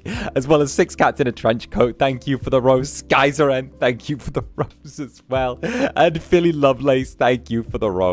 I'm so like voicing the call as well, where it was again like Lucy speaking with Mary, and she was talking about prison and like shoving and killing the loan shark. Like it was so intense. And the mood swings and getting to like lose my shit a little bit. It's so good. It's so meaty. I'm so glad 𝓂𝓻 recommended this game to me. It was like it's so good. So good. So good. And of course, Maisie Daycall, thank you very much for the rose as well. Thank you, darling. Pez as well, thank you for the rose. Katie Jane, thank you for the rose as well. Thank you so much. And of course, Ashley, thank you very much for the rose as well. well. Thank you. My heart was in my stomach from your performance, Annie. The manipulative Hamlet and the trembling voice you use for William. I adore your VA skills. He was an evil little guy. He was an evil little, like, I don't know, Hamlet being a little swing between being sweet and indifferent and then slightly coercive. Like, when he goes from being indifferent to being just a little bit coercive, it kind of hits harder because, like, he's so indifferent, that extra 10% of coerciveness he puts into his voice suddenly ends up feeling like 200%. And it's like, wait, I suddenly feel a little bit, over a cat. Oh no, I don't feel safe. And Melian, thank you for the rose. Thank you, Melian. The way we ended up empathizing with all of them, it was such a complicated situation. It was so good. It was so good. I just adored so much of it, honestly. There are few games that I think are that meaty, and my god, that is so meaty. There is so much there. I'm like, the fact that, again, we were kept with these really simplistic visuals for the entire time we were there until the story hit peak and needed them. And then suddenly it was straight to 200%. Incredible. Like, gotta give that praise. Credit where credit is due. Incredible. I love the part where you feel like everything was being rushed, that time was the essence. Right, everything, every second was ticking, and you've just got to put in the extra emphasis on everything. It was amazing, right? It was so good, so good. Like, it was very nice. And of course, the sweet jelly jabba. How goes the sweetest little toad? Thank you very much for the rose as well, darling. And Nurtu, thank you for the rose as well. Alongside Zalothia Art, thank you for the rose. I really hope that you guys enjoyed my silly little theatricalness. I hope you did. If not, then tee-hee. No, I really do hope you loved it, though. It was really nice just to get in and go for a ride with it. And Alice Borealis, thank you very much for the 15 months. Good to see you again. That was a ride. The cat made me want to punt him into the wall for a moment. Leave it to thee, Zander Netherbrand, to have immense range. Right? Listen, if there's one thing I'm good at, it's making people want to punt me into the wall. Oh, goodness. And, I bring that to full force with the Hamlet. Be like, oh, yes, Mary. Mary. Hang up the phone, Mary. I mean, punt you too, but yeah, sure. Yeah. Exactly. Oh, goodness, Mary. Exactly. Like, it's so good. It's so good. And Hawthorne, I don't know if it was intentional, but during Mary's own flashback, the background music sounded very close to Strawberry Fields by the Beatles. Ooh. Oh, well, that feels like a whole other rabbit hole we could go down, not gonna lie. Like, that feels very much like a whole other, like, how do I put it? That feels very much like a very deep rabbit hole that could be gone down with a lot of stuff going on. It's very much the whole what's it called? Like the contemporary. What was the right thing? It was like during the psychedelic movement, music movement, if I remember right. So like that's like a whole thing where it was like very early on in like the early psychedelic genre. So like, I don't know. I feel like with all of the psychedelic visuals that we've been having as well, I feel like Strawberry Fields would have been a really interesting choice for that as well. And it's like, oh, here we go. Here we go. Here we go. So good, Danny. I love your amazing VA skills as always. Gotta put that student debt to work one way or another. Oh, goodness. But I'm really glad you enjoyed. And of course, the sweetest jelly jabba. Thank you very, very much for the super. Thank you for the full theater-like experience. I'm happy you enjoyed it. I'm really, really happy. Like, heck, I get my little round of applause at the end. I get to be really happy that you guys had fun with it. And honestly, it feels like a real treat to me to get to have done all of that with you. it's such a rarity that like I do voice acting streams, and when I do get to do them, it always feels like a very special treat. So honestly, I really love it. Really, really love it. These kind of streams, again, are usually not things that I get to do very, very often. So the fact that you guys do turn up, you do support, you do get enthusiastic about these, really does, like, it means a lot. And it's kind of one of those ones where, like, you know, you've really given me like a shove, and it's something where I get to blend a little bit of one of my outside passions into like my VTubing, into my day-to-day, into my streams with you guys. And you guys already know I love you. I love y'all to death. So the fact that I get to take something else that I love and put it in there, it's like a triple whammy, you know? It's a triple whammy. Oh, goodness gracious me. No, there is so much to explore in that game, and I think 𝔂𝓸𝓾𝓻 has an amazing amount of stuff that is going to be kind of unfolding as the story goes on. The fact that we only just finished episode 1 as well shows that there is so much depth waiting in this. And like, honestly, just the premise, the art style, it's beautiful. It's really, really beautiful. It genuinely just feels like a real tearjerker. And the fact that I was on the brink of tears during the call with like the sun and her, it was so good. It was so good. It just feels like this is something that utilizes all of the strengths of the visual novel as a medium and manages to actually condense down all of the positives into such a powerful and well-paced experience. The fact that I'm looking like on their Steam page right now and it says it's a 10-hour experience is incredible. We're gonna be working our way through this nice and steadily. But honestly, the art style, the direction, the music, like story, it blends so perfectly. You can tell the developers did so much with this game, and this was a true labor of love. You know, that's just incredible. I'm very curious to see what the developers do in future as well. And I'm looking forward to seeing what's there, you know? You made us cry. Teehee. Get got, little Netherlings. Teehee. Silly little theatrical performance. Teehee. Look at me. Listen, just because I haven't been on the actual stage in a while doesn't mean I can't tread the boards and jerk a few tears out of you with my little jelly audience. Oh, goodness gracious me. It's just little jellies dressing up to go to the... I'm going to imagine like little jellies dressing up to go to the theater, like in little waistcoats and like little dresses and everything, and like walking around with little top hats and monocles, like with like little seating processions set up when it's like a visual novel. They're like, ah, yes, I am treading the theater. The Incubus is performing tonight. Why, yes. Why, yes. Should we get ourselves some snacks during the intermission? We will get ourselves some snacks during the intermission, fellow jelly. Indeed, indeed, indeed.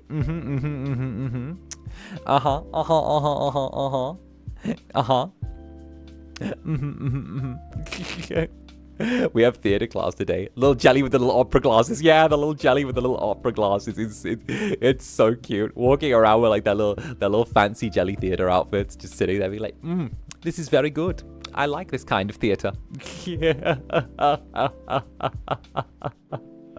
Oh, goodness gracious me. It's incredible, honestly. Getting to play Hamlet as well is... Low-key, I think Hamlet's becoming my favourite thing to voice in that game. And I hate it. I love it, but I hate it, you know? I'm like, bruh. I hate that I'm really enjoying being this flippant little contrarian little dick. I hate him. I hate him, but also I'm really enjoying the voice, and honestly, I'm really having fun being puntable. It's like, oh no. Oh no. No. Oh goodness, I'm making him far less sympathetic, but I just think it's really good because he's not human. He's inhuman. He's not even a cat. He's some eldritch creature that decides whether or not humanity deserves to live or die. So you know what? He should be flippant and he should be a little bitch, you know? Oh goodness gracious me. Being the cutest little bastard is just normal cat behavior. Actual like kitty gremlin. Actual for real kitty gremlin. But you know what? We love it. We love a little kitty gremlin behavior. Our evil little meow meow. Our evil little meow meow. But on that note, if you guys did enjoy the stream, do be sure to drop a like. It really does go a long way. And of course, if you're new here, maybe consider subscribing. I would love to see you around again. And, you know, we don't just do visual novel games. We do a bunch of other stuff as well. We do visual novels. We do story-driven stuff. We actually do have a day a week that we do just story-driven games, which is really cool. And of course, if you guys would like to see more, then of course, I'll be back tomorrow. Same time, same place, same channel, same mischief. And of course, what is it that we have on our plate for tomorrow? Well, let's see. Boop. Oh, that's a spinning jelly. Well, no. Well, spinning jelly is also a thing. But also, simultaneously, at the same time, we have... Where is it? I think it's this one. No, wait. I'll remember which one it is. Boop. Here we go. At the same time, we do have this on the schedule for the coming week, which is going to be wonderful. We're going to be back tomorrow, and we're doing a little bit of Fatal Frame 2, The Crimson Butterfly. I would love to see you guys there. Obviously, like, Fatal Frame 2 Crimson Butterfly is a wonderful game. We've made a little start in it. We're not too deep in, so it's the perfect time for you to jump on in and join me. And, of course, I'll see you all there. But until the next, I've been Zander Netherbrand. You have been my dear sweet Netherlings. And with that, stay comfy, stay cozy, and if you're lucky, maybe I'll see you in your dreams. My dear sweet mortals. Bye-bye for now. Mwah. Bye-bye.